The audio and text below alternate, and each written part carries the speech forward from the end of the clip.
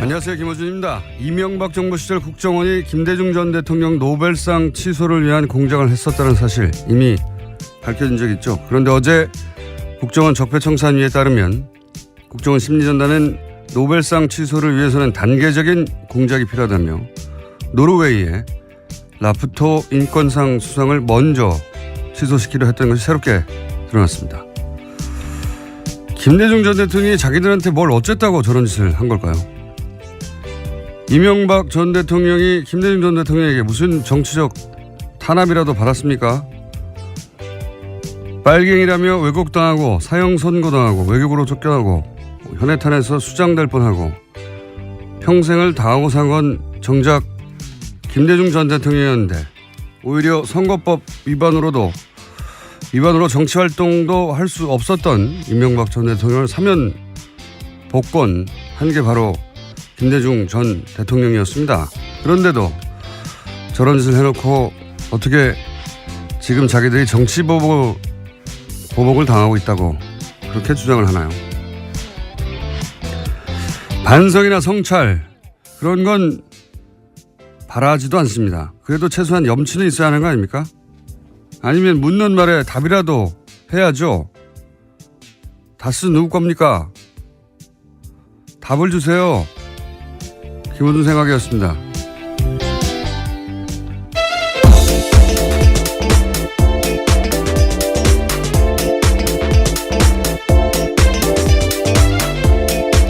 시사인의 김은지입니다. 다스는 누구 겁니까? 네, 어제 드디어 이시영 씨한테 기자들이 그 질문을 했습니다. 예. 했죠. 예. 네. 했더니 답은 돌아오지 않았습니다. 예, 당황스러운 답변이. 예. 저랑은 상관없는. 근데 이 상관없다는 것이 그 마약 관련 때문에 조사를 받으러 간 거였기 때문에 그게 지금 상관이 없다고 하는 건지 아니면 정말로 다스가 보니까 상관이 없다고 하는 건지 답이 좀 애매모호한. 이와간 이제 묻기 시작했는데 답을 안 하고 있습니다. 네. 어제 박지원 전 대표는 나와서 답을 하고 가셨어요. 네, 아주 정확하게 말씀하고 가셨죠. 네, 본인 생각에는 그렇다는 거죠. MB가 아닙니까? 이렇게 답을 하고 퇴장을 하셨습니다. 자, 첫 뉴스는 뭡니까? 네, 예상대로 박근혜 전 대통령이 어제 자신의 재판에 나오지 않았습니다. 그래서 법원이 국선 변호인을 선임하겠다라고 밝혔는데요. 현행 형사소송법상 박근혜 전 대통령 사건은 변호인 없이 진행할 수 없기 때문입니다. 재판부는 수사 공판 기록을 복사하고 사건을 파악하는데 적지 않은 시간이 들 것이라면서 다음 재판 일정을 잡지 않았습니다. 하지만 박근혜 전 대통령이 국선 변호인이 선임되더라도 면담을 거절하는 등 변론에 협조하지 않을 가능성이 큽니다. 아주 크다고 봅니다. 제가 아프실 예정이라고 오래전부터 얘기해왔지 않습니까? 지금도 이제 아프다고 지금 국제적인 여론전을 하려고 하는데, 예. 그렇게 하려면은 변호인의 조력도 받지 못하고 있다. 이렇게 말해야 되거든요. 예. 그러다 보니까. 못하는 게 아니고 안 하는 거죠, 지금. 그렇죠. 안 하는 건데 이제 해외에서는 못한다고 그렇게 주장을 하겠죠. 그러기 때문에 국선 변호인이 선임돼도 면담을 안 하고, 예. 그럴 가능성이 높고, 재판도 보이콧할 가능성이 높고, 예. 왜냐하면 부당한 재판을 받고 있다고 주장해야 되기 때문에. 하지만 이거 실패합니다. 제가 네, 보기에는. 본인이 보이콧하더라도요, 재판은 진행될 수 있습니다. 걸석으로 진행이 되기 때문에요. 오히려 훨씬 더 불리할 가능성이 큽니다. 법리적으로는 불리한데 이제 정치적 투쟁을 하는 거니까요. 여론전을 하고 있고. 그러니까 이제 본인도 없이 진행됐다. 뭐 이런 얘기도 할 것이고. 근데 이제 유엔이 바보가 아니에요. 예. 그리고 해외 언론도 금방 사실관계를 파악합니다. 왜냐하면 이런 일이 있으면 당연히 외무부에도 물어보고 하거든요. 공식 질의하고 기자들이. 그러면 이제 일반 자수자의 수감시설 보여주고 사진으로 보여주고 그다음에 박근혜 전 대통령이 누리고 있는 혜택들 쭉 얘기하고 사실대로 얘기해 주겠죠. 네, 어제 국감장에서도 굉장히 큰 화제였습니다. 노회찬 의원이 신문지에다 붙여놓고 현재 재소자들이 어떤 상황인지 그리고 박근혜 전 대통령과 비교해서 어떤지를 보여줬었거든요. 재소자들이 얼마나 좁은 데서 있는데 1인당 배정된 공간이 박근혜 전 대통령은 거의 10배 크기를 배정받고 있다. 퍼포먼스를 신문지 깔고 하셨죠. 그리고 끝나고 나서 바로 휴대폰으로 본인 이름을 검색해 보셨어요. 굉장히 많은 기사가 나왔습니다. 네. 창의적인 방식이죠. 사실 10마디보다 신문지 한 장에 깔아서 이렇게 좋은 공간에 있다라고. 동시에 이제 사실 우리나라의 그 다인실이라고 부르지는 않지만 여러 명이 있는 방요. 그 열악하죠. 네, 좁은 건 맞습니다. 덕분에 박근혜 전 대통령 덕분에 일반 수감자들의 재수자들의 인권 문제나 공간 문제가 해결됐으면 좋겠네요. 예. 그렇고요. 그리고 뭐 관련 뉴스가 많습니다. 워낙 희귀한 언론 플레이를 했기 때문에 관련 뉴스가 몇 개 더 있죠. 네, MH그룹에서 어제 대외 담당 변호사가 공식 입장을 냈는데요. 박근혜 전 대통령은 고령에다가 아픈데 제대로 치료받지 못하고 있다라는 주장을 계속해서 하고 있습니다. 아픈데 있지 않습니까? 아픈데. 예. 네. 아프실 예정이 해외까지 전파됐어요. 예. 네. 하지만 MH그룹 같은 경우에는 박근혜 전 대통령을 직접 접촉한 바는 없다라고 밝혀서요. 직접적으로 확인하지 않은 정보에 대해서 언론 플레이한다라는 비판도 나오고 있습니다. 상관없습니다. 이쪽은 돈 받고 하는 거기 때문에 원래 이제 그 국제적으로 이렇게 인권 침해를 당하고 있다고 재소자에 대해서 문제 제기할 때는 보통은 이제 전쟁 전후다. 그 국내 정치적 환경이 굉장히 혼란스러워서 부당하게 잡혔는데 재판도 없이 잡혔거나 아니면은 잡히긴 잡혔는데 어디인지도 모르거나. 네, 그렇죠. 영장이 없이 체포되거나 그런 경우들입니다. 고문 받거나 아니면은 부당하게 사형 선고를 받거나 이런 경우거든요. 박근혜 전 대통령은 전혀 해당 사항이 없습니다.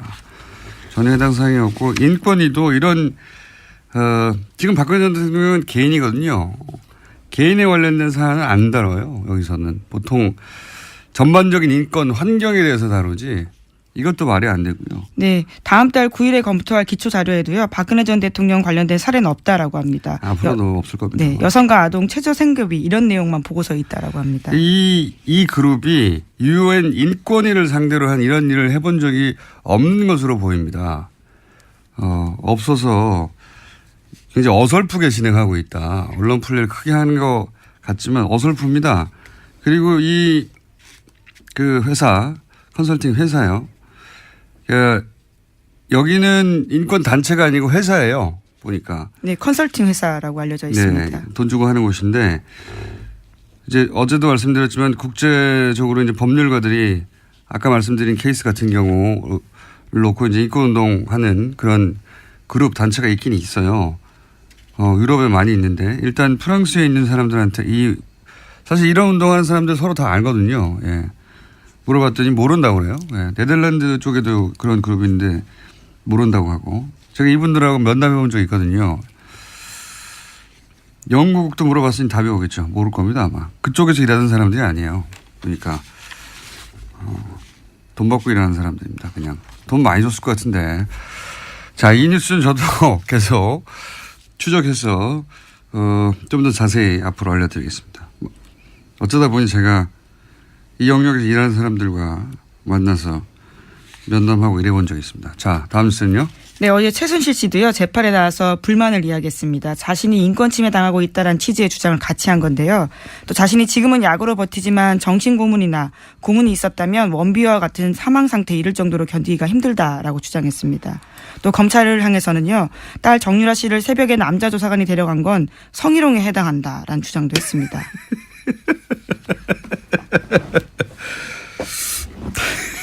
네, 또 최 씨 변호인은 최 씨가 정신적으로 불안해 장기간 안정이 필요하다는 취지의 진단서를 재판부에 제출했습니다. 그러니까 정신적인 불안해 가지고 지금 장기적으로 그렇게 취하고 있지 않습니까? 조용히 정신적으로 안정을 취하라고.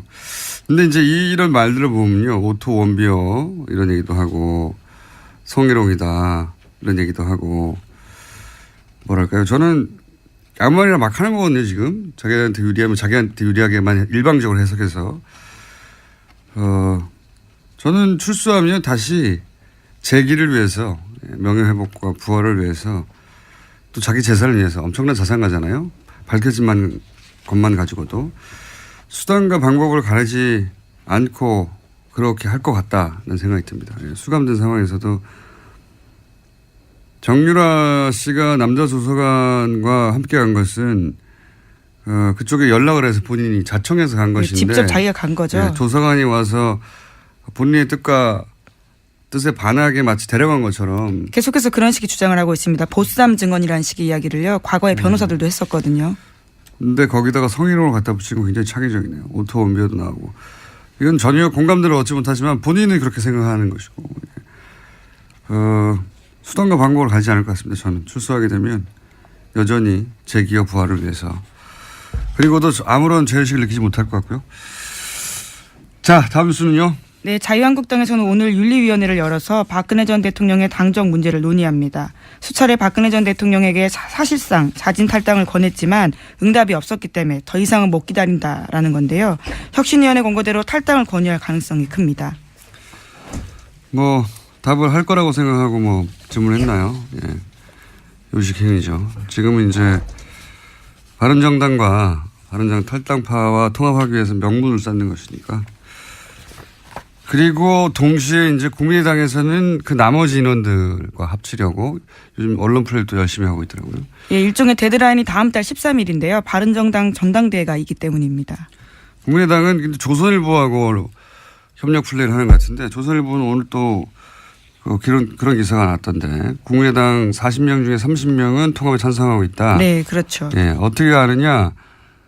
이미 2주간 1대1 접촉으로 전수조사를 국민의당 의원들을 상대로 마쳤다. 그래서 5명 정도 반대한다. 라고 하던데 전수조사를 다 마쳤는데 어떻게 당사자들은 자신들이 그런 조사를 받았다는 걸 모릅니까? 예, 박지원 대표도 모르던데. 자, 어쨌든 이 기사 역시 그 여론조사, 비밀리에 한 여론조사가 조선일보에서 나왔죠. 이 기사도 역시 조선일보. 조선일보는 이제 걱정하는 거죠. 국민의당에서 혹시 민주당과 합칠까봐. 예. 걱정이 많아요. 조선일보가. 그래서 국민의당의 안철수계하고는 이해관계가 맞는 거죠. 그래서 연일 이런 특종을 하고 있습니다. 자, 다음 뉴스는요. 네, 오늘 새벽 추명호 전 국정원 국장에 대한 구속영장이 기각됐습니다. 서울중앙지법 강부영 영장전담 부장판사가 다음과 같은 기각 사유를 밝혔는데요. 전체 범죄 사실에서 피의자가 차지하는 지위와 역할, 피의자의 주거 및 가족관계 등을 종합하면 구속해야 할 사유와 필요성, 상당성을 인정하기 어렵다라는 겁니다. 네, 검찰이 반발. 계속 기각될 때마다 비슷한 워딩인데, 예. 추명호 전 국장도 오늘 기각됐고 또 공교롭게도 추선희 사무총장도 네. 영장이 기각됐습니다. 두 분 모두 기각됐고. 네, 여기는 그 기각 사유가 약간은 다른데요. 읽어보면 혐의는 소명되나 피의자의 신분과 지위, 수사 진행 경과 등을 고려할 때 도망 및 증거인멸의 염려가 있다고 보기 어렵다라는 겁니다. 혐의는 있지만 증거인멸 염려가 없다라는 취지 이야기인 거죠. 이재용 부회장은 뭐 집이 어딘지 모릅니까? 자, 이 건은 또 두 건이 동시에 발생했기 때문에 저희가 뉴스공장 영장 해설 판사를 연결하지 않을 수가 없습니다. 네. 연결되셨는지 모르겠네요. 연결됐나 봅니다. 이정렬 전 부장판사 연결해보겠습니다. 안녕하십니까? 네, 안녕하세요. 네, 저희가 몇 차례나 반복적으로 한 기각 건이 이번에 또 비슷한 취지의 인터뷰가 이어질 것 같긴 한데, 그렇죠?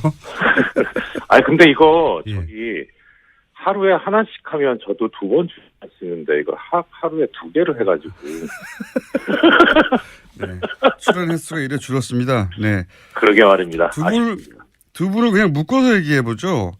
예. 이 단건으로 얘기하기보다는 사실은 쭉 이어져 온 어떤 흐름이 있지 않습니까?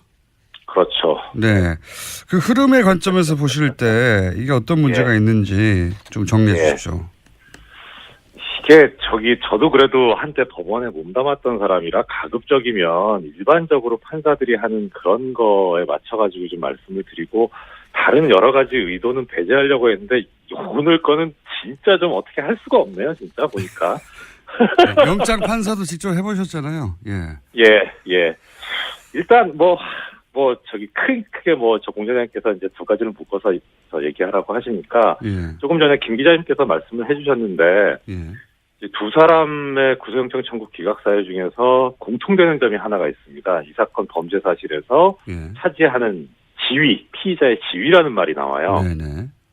예, 그런데 이제 이 지위라는 말이 보통 이제 언제 쓰이냐면 어떤 이게 뭐 직급 뭐 이런 걸 말하는 게 아니라 범죄에 있어서의 뭐 주범이냐 네. 아니면은 뭐 수족이냐 손발이냐 이런 거를 의미하는 거거든요. 이 지위라는 게. 네네. 그런데 이제 지위에 비추어 보니까 해서 기각을 했다는 건 결국 지위가 별게 아니라는 얘기잖아요. 네. 예, 그러니까 이제 두 사람이 이제 손발이다. 뭐 그러니까 어떤 지위가 높아서가 아니라 지위가 낮아서 풀어줬다. 그렇게 그렇죠. 해석된다. 그렇죠. 예, 그렇게 해석이 돼요. 일단은 기각 사유를 보면요. 네. 근데 이제 뭐 추선희 총장은 뭐 일단 배제하고 일단 추미호 국장을 놓고 보면 이 양반이 지금 국정원 국장이었잖아요. 네. 국장 정도 된 사람이 이제 별게 아니면 그러면 그 윗선이 이제 당연히 별거겠죠. 그러면 예. 원장, 뭐 윗선이 대통령, 뭐 이렇죠. 그렇죠. 예. 네, 지위 라인. 근데 원장은 이제 당시 이제 원세훈 원장이었고 네. 그다음에 이명박 전 대통령 아니면 박근혜 전 대통령. 예.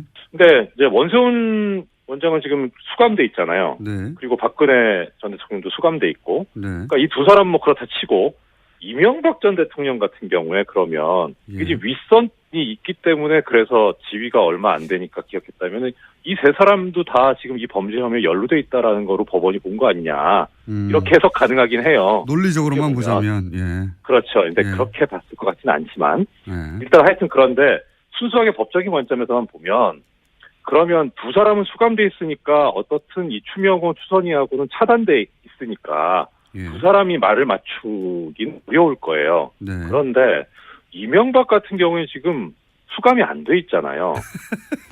아, 그러면 그 논리들 한번. 예, 이거 뭐 법논리입니다. 뭐 수감돼야 되냐 안 되냐 뭐 이걸 얘기하자는 게 아니라 네. 지위가 중요하지 그러니까 않다니까. 예. 예, 그러니까 언제든지 이 두 사람 접촉 가능한 상태에 있기 때문에 당연히 증거인멸의 우려가 있어요. 이런 경우에 이제 어떻게 법원에서 판단을 해왔냐면 영장 전담할 때 조사받지 않은 공범이 있다. 그러니까 증거인멸의 우려가 있다. 이렇게 봐왔거든요. 그러니까 조사받지 않은 공범이 있어요. 이명박 전 대통령이 아직 조사를 받은 바가 없잖아요. 네.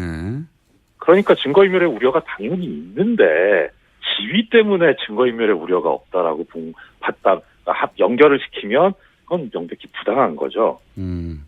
법논리로 쭉 하나는, 따지니까 그렇군요. 예. 예, 그렇죠. 그다음 또 하나 이제 도주 우려가 없다는 건데 네. 도주 우려가 없다는 것도 뭐 기존에 우리 수공장에서 여러 번 말씀드렸습니다만 도주 우려가 있다고 보는 경우가 언제냐면 대표적인 경우가 실형 선고가 예상되는 경우거든요. 이게 수감될 가능성이 있으니까 당연히 도망가지 않겠습니까? 이렇게 보는 거거든요. 객관적으로. 뭐 조금 전에 공장장님 이재용 피고인 얘기도 하셨는데 뭐 개인적으로 어떻다 저떻다는 사실 크게 따지진 않아요. 왜냐하면 그렇게 되면 유전무죄 무전유죄가 돼버리니까 객관적으로 좀 보자는 거죠. 근데 지금 이 사건에서 보면 내용이 뭐냐면은 이 공무원이 정치적 중립을 지켜야 되는데 이건 다른 법도 아니고 특별법이 있어요. 국정원법에 정치적 중립을 지키라고 다른 일반법하고 달리 그럼 국정원 직원이 거기다 민간인이 공모 가공해가지고 민주주의의 근간을 흔들어버리는 여론 조작을 해버린 거란 말이에요. 상당히 중대한 범죄죠. 그러니까 근데 이게 별게 아니라고 본 거예요. 이 정도 가지고 실형 선고 안 된다는 거죠. 실형 선고가 예상될 정도의 중대한 범죄는 도주의 우려라고 우리가 있다고 생각해서 구속하는 게 통상적인 경우인데, 그렇죠. 예. 중대한 범죄가 아닌 걸로 봤다. 그렇지 않고서는, 이런 논리가 나올 수가 없다. 이런 말씀이시군요. 그렇죠. 그러면 이게 중대한 범죄가 아니라면 이거는 이 영장전담 판사들이 민주주의를 부정하는 세력이거나 아니면은 최소한 적어도 이쪽에 관련된 정치적인 입장과 견해를 같이 하는 거 아니냐라는 그런 의심이 들어요, 강하게. 더 나가서 지금 문제가 뭐냐면, 잠깐만 나갔습니다. 추선희 총장 같은 경우는 뭐냐면, 오늘 말 욕심이 많으시네요. 열받았어요. 추선희 총장 같은 경우 2천만 원 갈취도 있거든요. 범죄 혐의가. 이거는요, 국정원법 위반을 떠나서요, 이 정도면은 뭐 합의가 됐는지 안 됐는지 모르겠는데, 이거 당연히 이거 실형 선고감이에요. 근데 이게 지금 아니라고 하는 거는 뭔가 이건 의도가 있는 거죠. 그렇게밖에 해석이 안 돼요. 지금 사실은 영장 판사들의 기각 이어져 온 사례가 하필이면 이거 우병우 전 민정수석 혹은 최순실 씨 라인 혹은 관련 소위 이제 국정농단 사건 관련해서 주요 피의자들이 계속 영장이 기각돼서 그게 사례가 하나 둘 있을 때까지만 하더라도 이제 조심스럽게 말을 했는데 명백한 흐름이 있다고 보여지지 않습니까? 그 정도 말해도 되는 거 아닙니까? 이 정도 되면? 뭐 정말 말도 말이지만 글이라도 하나 쓰고 싶네요, 정말. 그리고 이 추선이 그러니까 예, 결정적으로 추선이 2천만 원 네네. 갈지 거기가 저는 되게 컸어요. 이거는 뭐 있을 수가 없어요. 어떻게 이게 도주 우려가 없다고 보는 건지. 그렇기 때문에 추선희 씨가 만약에 그 사무총장이 아니었다면 이런 결과는 나오지 않았을 것이다라고 얘기할 수 해도 무방하지 않나 싶습니다. 사실 어버이연합 처음 문제됐을 때 네. 압수수색 한다고 했을 때 사무실 문 닫고 네. 뭐 자료 없애고 한 당사자예요. 그리고 본인이 모처에 있다고 연락이 안 되고 그게 예. 도피 아닙니까? 그렇죠. 최소한 도주 우려가 있죠. 도주에 징후가 있는 거니까요. 그것도 뭐 개인적인 거긴 하지만 그건 이제 어떤 전력이기 때문에 일반적으로 얘기하는 뭐 주거가 명확하다 뭐 내지는 뭐 직업이 뭐 일정하다 뭐 이런 거하고 다른 문제거든요. 그렇게 시도를 한 바 있기 때문에 이것도 상당히 중요한 문제인데 그거에 대해서도 눈을 감았다는 거는 이게 어떤 의도가 있는 것 같다라고 하는 근거를 대자면 계속 될 수 있을 정도로 여러 가지가 나오는 거죠. 지금 공장장님 말씀하신 것도 하나의 근거고요. 알겠습니다.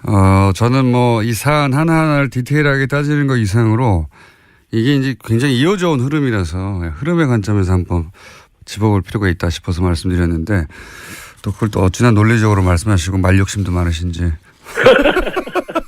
오늘은 여기까지 하고요. 예, 저희가 사례를 총 다 모아가지고 한번 종합적으로 따지는 거 해볼까 합니다. 다음 주나 한번. 그때 한번 다시 모시겠습니다. 네, 알겠습니다. 네, 감사합니다. 지금까지 이정렬 전 부장판사였습니다. 자, 민의를 잠깐 짚어봤고요. 뉴스 한두 개 정도 더 할 시간이 있습니다. 예. 네, 아까 앞서 말씀드렸었는데요. 이명박 전 대통령의 아들 이시영 씨가 어제 검찰에 출석했습니다. 마약 투여 의혹을 제기했던 KBS 추정 60분 팀을 고소한 바가 있는데요. 이와 관련해서 조사를 받기 위해서 나온 겁니다. 근데 지금 모발 소변 검사 한번 나오나요? 네, 안 그래도 한겨레 신문이 오늘 아침에 보도한 바에 따르면요. 모발은 최대 1년, 소변은 일주일 정도 전까지만 나온다고 합니다. 그런데 해당 사건 같은 경우에는요. 2015년 9월 달에 일어난 일이거든요. 이게 지금 검사봐야 무슨 소용이 있나 싶은데 뭐 여하간 네, 그리고 고소고발을 할 거라면 그때 하지 지금 와서 하는지 뭐 그것도 의문이긴 한데 여하간 그렇게 조사를 받는데 기자들이 당연히 다스는 누구 겁니까 해당되는 질문을 했죠. 예. 네, 다스 의혹에 대해서 한 말씀 해달라라는 이야기도 했는데요. 이시영 씨는 지금은 사건과 상관이 없어서 죄송합니다라고 이야기하고 갔습니다. 이 사건이 다스라 의미하는 걸까요? 아니면 본인 사건을 의미하는 걸까요? 이와 간 상관이 없어 죄송합니다라고 답을 안 하고 갔습니다. 네, 마약과 관련돼서는 굉장히 자세하고 세게 이야기했는데요. 이와 관련해서는 말을 하지 않고 간 겁니다. 사실상.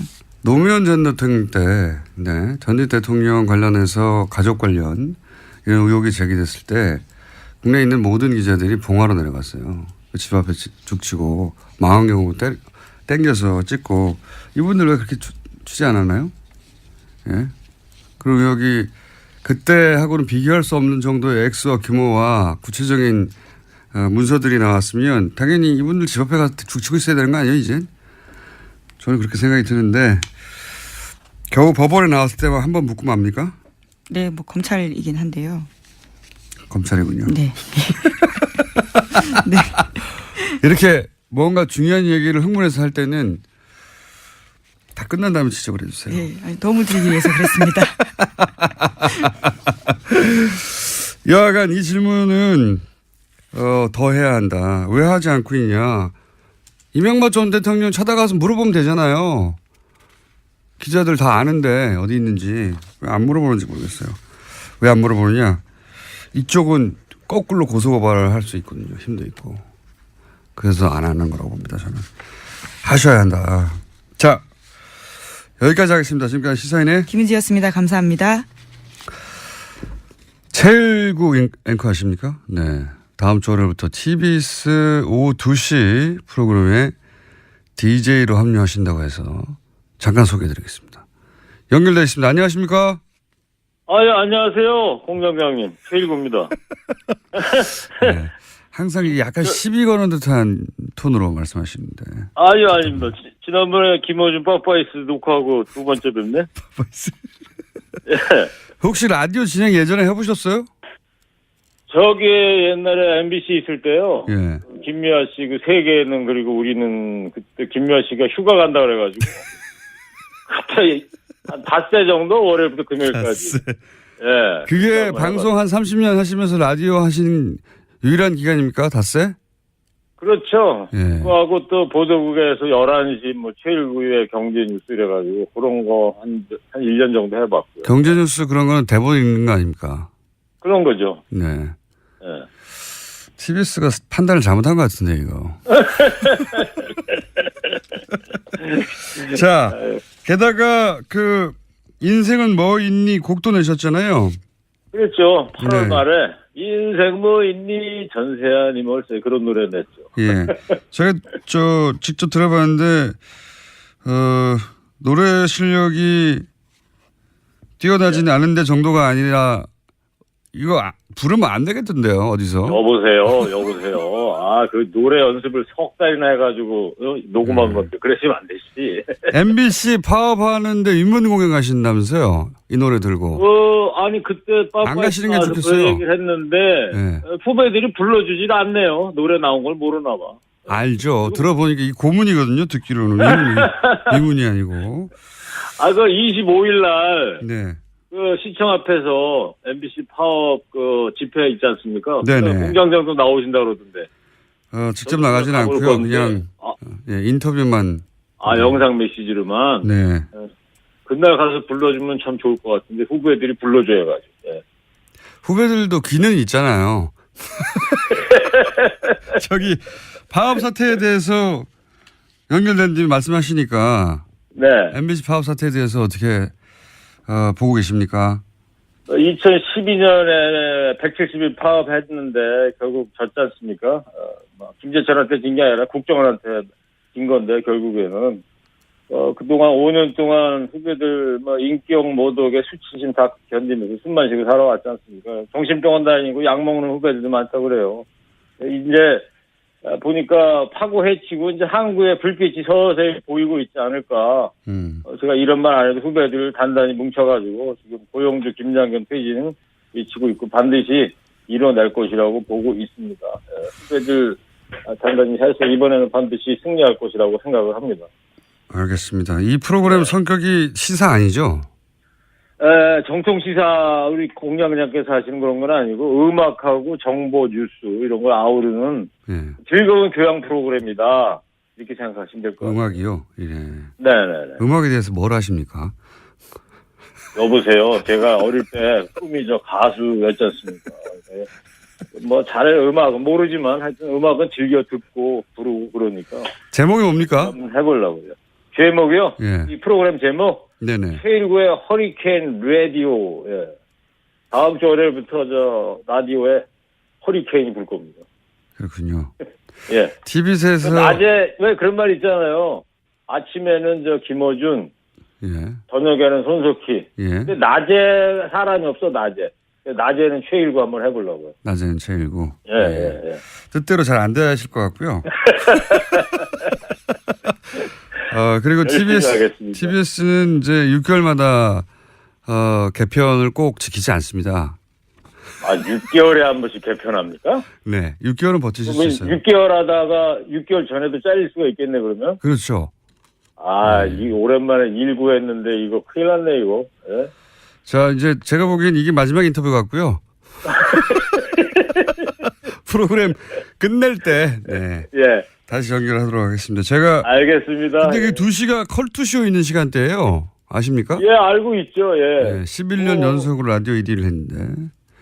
뭐 인생 뭐 있습니까? 전사님 얼쓰지 뭐 열심히 부딪혀서 해봐야죠.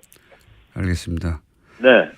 자, 오늘 첫 인터뷰이자 제 생각에는 마지막 인터뷰가 될 것 같아요. 그러지 마시고 이제 시작하는데.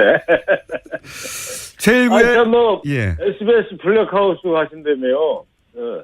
네.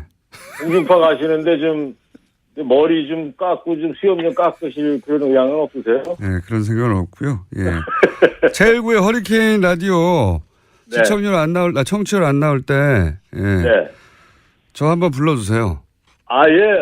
뭐, 저야 영광이죠. 불러주시면 거절하겠습니다. 네. 말을 못하겠어. 네, 감사합니다. 예, 감사합니다. 예. 네. 지금까지 월요일부터 TBS에서 라디오를 세계 최초로 진행하시는 최일구의 허리케인 라디오의 최일구 씨였습니다.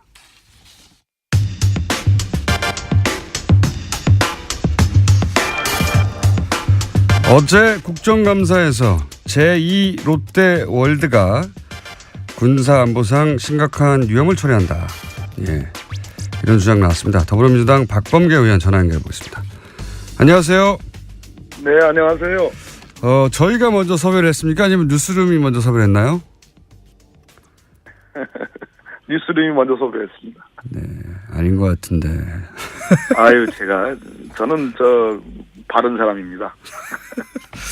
자, 꼭 인터뷰 잡고 나면 뉴스룸에 먼저 등장하시는 분들이 한두 분이 아니어가지고, 네, 저희도 네, 뉴스룸을 보다가 꺼버렸습니다, 어제. 그러셨나요? 자, 오늘 반나절 지났으니까 밤새 또 새로운 정보가 나오길 기대하는데, 우선 군사안보상 제2 롯데월드가 위험이 있다는 얘기는 사실 당시에도 나왔었습니다. 근데 국정감사에서 굉장히 자세히 무엇이 문제인지 조목조목 짚어주셨는데 군사안보상 위험 정리를 좀 해주십시오. 어떤 게 있습니까? 네, 일단 제가 말씀드린 이런 위험 요소들은 네. 제가 군사안보상의 전문가도 아니고 제 전공도 아니기 때문에 제 개인적인 어떤 주관적인 입장이 아니고 네. 제가 평생을 공군에 계셨고 공군 참모총장까지 하셨던 또 그 당시 제1롯데월드 신축 승인 과정에서 반대를 했던 김은기. 예, 김은기 전 공군 참모총장을 제가 만나 뵙고 네네. 브리핑을 좀 받은 뒤에 그 의견에 기초한 거라는 말씀드립니다. 제1롯데월드는 555m에 123층짜리 잠실 석촌호수 주변에 있는 큰 건물이죠. 주변에는 그만한 건물들은 전혀 없습니다. 딱 한 건물만 우뚝 서 있는데 그 건물이 들어섬으로써 한마디로 전투기가 이착륙할 때, 특히 착륙을 할 때 쭉 패턴을 그리면서 궤적을 그리면서 이제 들어옵니다. 바로 일직선으로 들어오는 게 아니고요. 네. 그것을 이제 장주라고 표현하는 모양입니다. 공군에서는. 그래서 서쪽에 하늘을 이렇게 패턴을 그린 것을 서편장주, 동쪽에 패턴을 그린 것을 동편장주 이렇게 표현하는데요.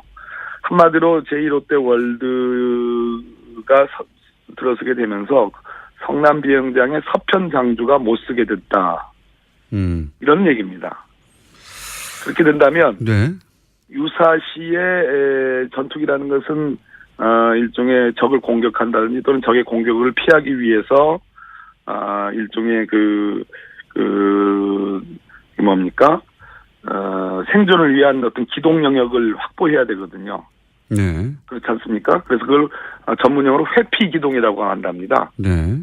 적의 공격을 피하기 위한 기동 영역, 어떤 일정한 어떤 바운더리를 확보를 해야 되는데 서편장주 부분, 즉 제1롯데월드 부분은 완전 쓸모가 없는 부분이기 때문에 제약을 받게 돼서 결국은 안보상에 큰 위험이 초래된다 이런 말씀입니다.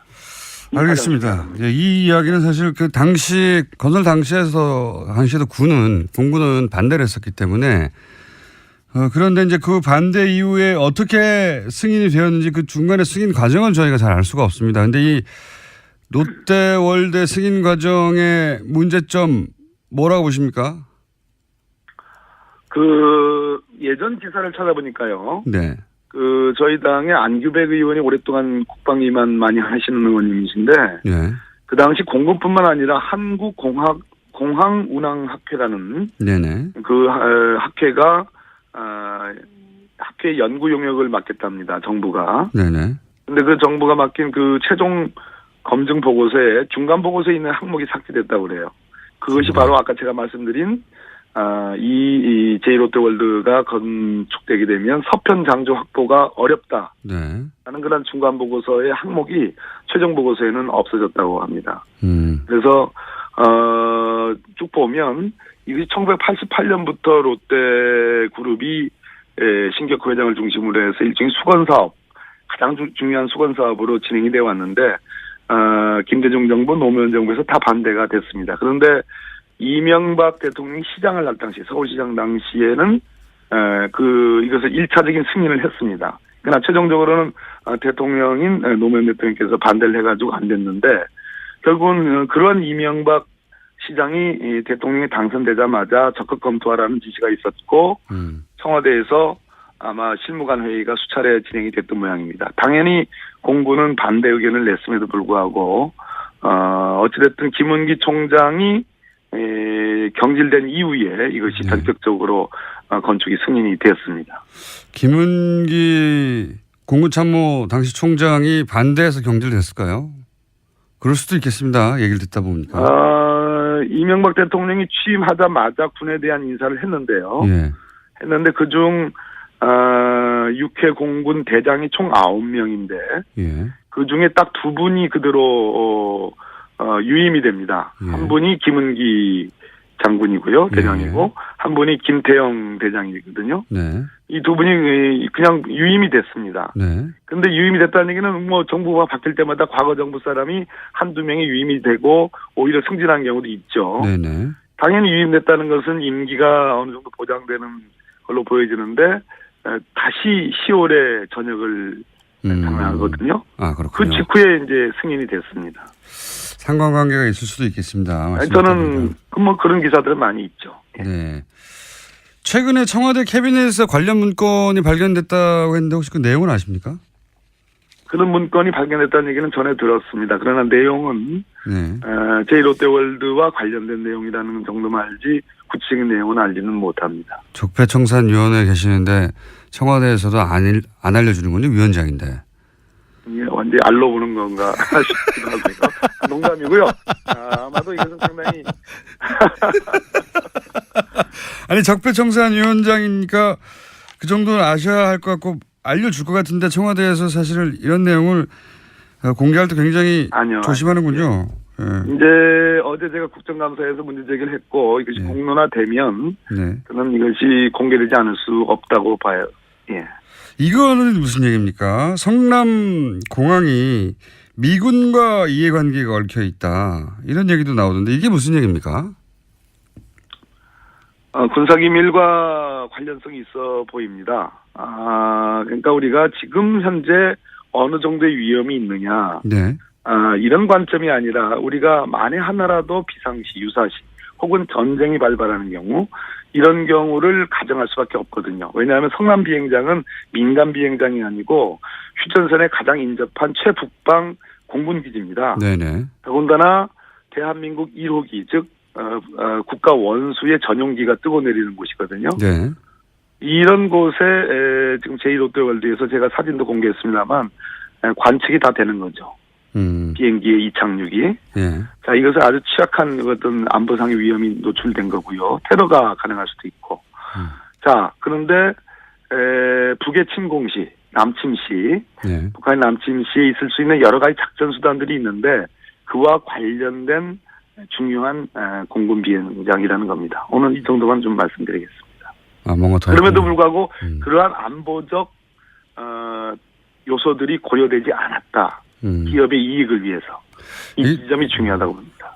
기업의 이익을 위해서 사실 그 보수 정권은 기업 논리 위에 오히려 과도하게 안보 논리를 내세워서 문제가 되는 경우는 봤어도 거꾸로 안보를 포기하고 특정 기업을 편들어주고 편의를 봐주는 케이스는 이 정도로까지 드문 케이스 아닙니까 이게.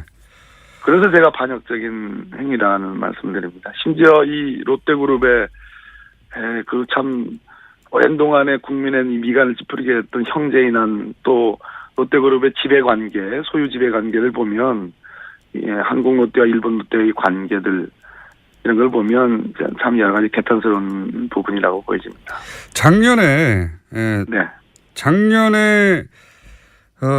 롯데 물산이었던가요? 물산 사장이 출국 금지가 된 적이 있습니다. 그렇습니다. 기준이라는 시행사죠. 네, 롯데월드 지었던 것이죠. 건설한 시행사입니다. 예. 그래서 박근혜 정부가 이 제2롯데월드 관련해서 과거에 이런 문제들을 한번 수사하려고 했던 것인가 싶었는데 이게 그냥 덮였어요. 이게 왜 더 진행이 되지 않았을까요?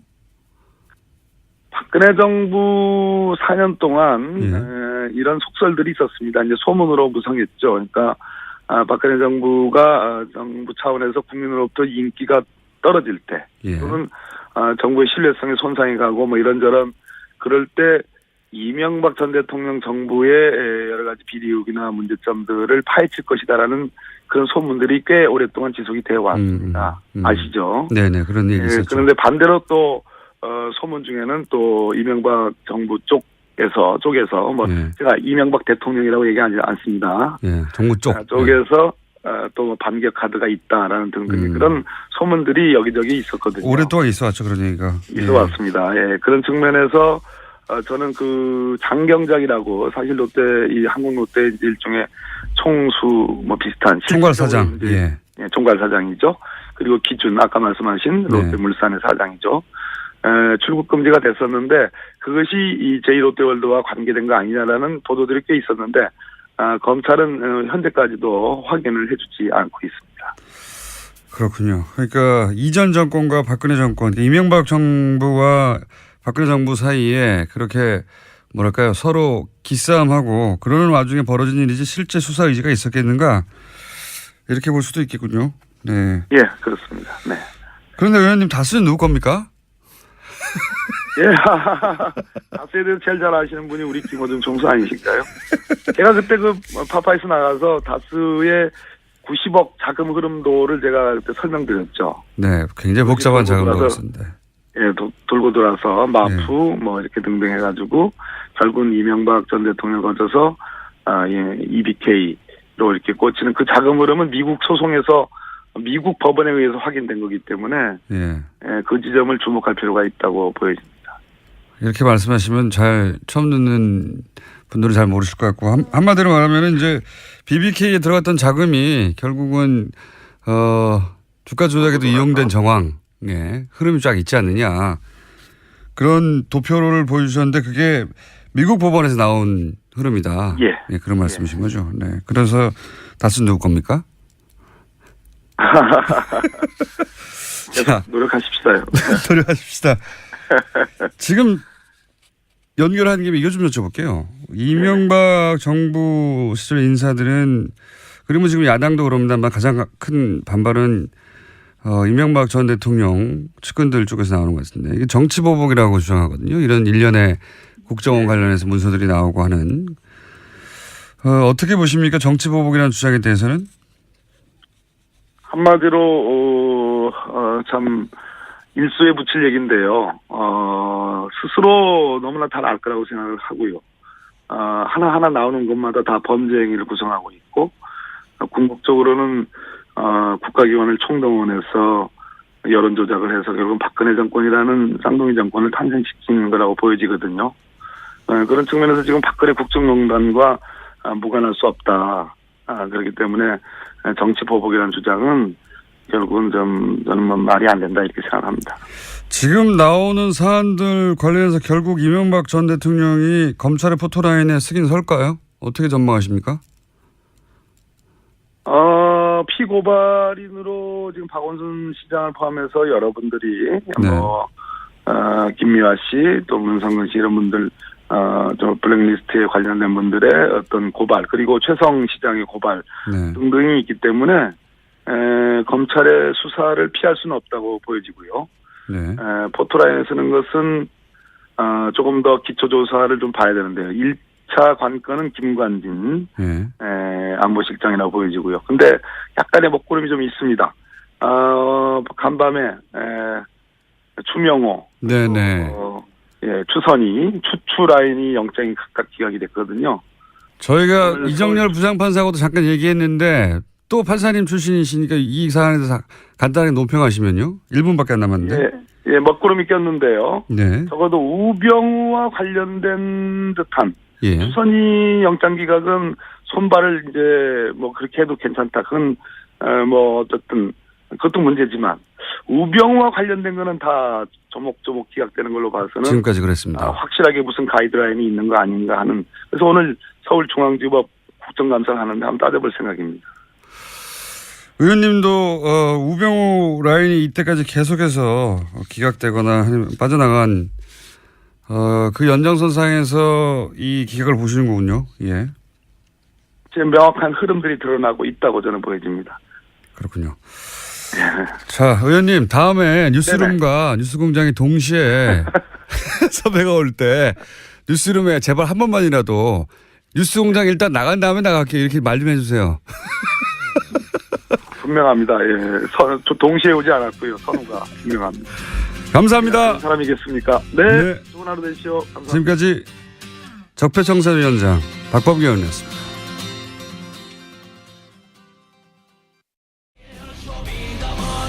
천둥 번개가 쳐야 되는데 잘 안 치는 방송입니다. 안원구 전 대구지방국세청장님 나왔습니다. 안녕하십니까. 안녕하십니까. 네.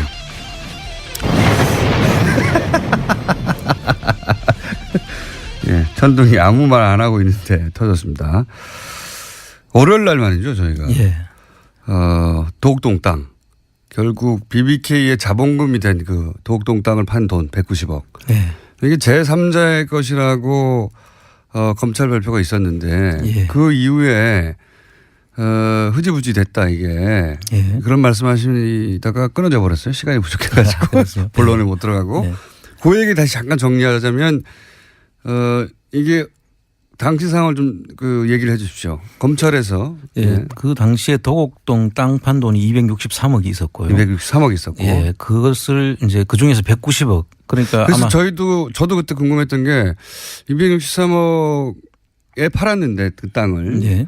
근데 왜 190억만 다스에 들어갔지? 그랬었거든요. 그렇죠. 그때 당시에 263억 중에서 양도소득세가 있지 않겠습니까? 예. 그 부분들을 빼고 보니까 한 190억 정도가 그 남은 부분들이 하고 그 일치를 해요. 그러면은 사실상 이 BBK 자본금을 집어넣으려고 실제로 도곡동 땅을 판 거가 맞네요. 돈이 딱 맞네요. 예, 거의 그 일치를 합니다. 거의 비슷한 금액인데요. 그 금액을 이제 도곡동 땅을 팔아서 다스에 이제 넣지 들어갔고, 않습니까? 예. 그 다스가 들어갈 때 그 여기서부터 이야기가 시작되는데요. 검찰이 그 당시에 예. BBK 수사를 특검에서 하기 전에 예. 검찰에서 도곡동 땅은 그럼 누구 거냐를 네. 수사를 했었습니다. 왜냐하면 그 돈으로 다스에 들어갔고 다스에서 그 돈이 BBK 자본금이 됐으니까요. 네. 그때 한나라당의 그 자기들 경선을 할 때 이 누구 거냐가 이미 문제가 됐었고 사실 제가 그 서류를 봤다는 사람이고요. 그때 당시에 검찰에서 예. 그 부분을 이제 수사를 해서 결론을 내렸는데 제3자 거라고. 김재정 이상 것 누구 것도 아니고 제3자 것이다 이렇게 했죠. 왜냐하면 땅은 김재정 이상 건으로 돼 있었는데 예. 그게 아니다. 제3자 거다. 근데 예. 제3자가 누군지 말 안 했어요. 그렇죠. 근데 그 제3자를 검찰에서 그 당시에 조사를 하려고 했는데 조사에 응하지 않아서 조사를 할 수가 없었다. 제3자가 누군지 알았다. 예. 검찰은. 조사를 응하려고 그러면 통지를 하고 오지 않아서 못했다는 것은 그렇죠. 미리 알았다는 것이죠. 그렇죠. 다만 발표를 하지 않았을 뿐이고요. 네. 그 제3자가 그 도곡동 땅 주인이었다는 것이지 않습니까? 그렇죠.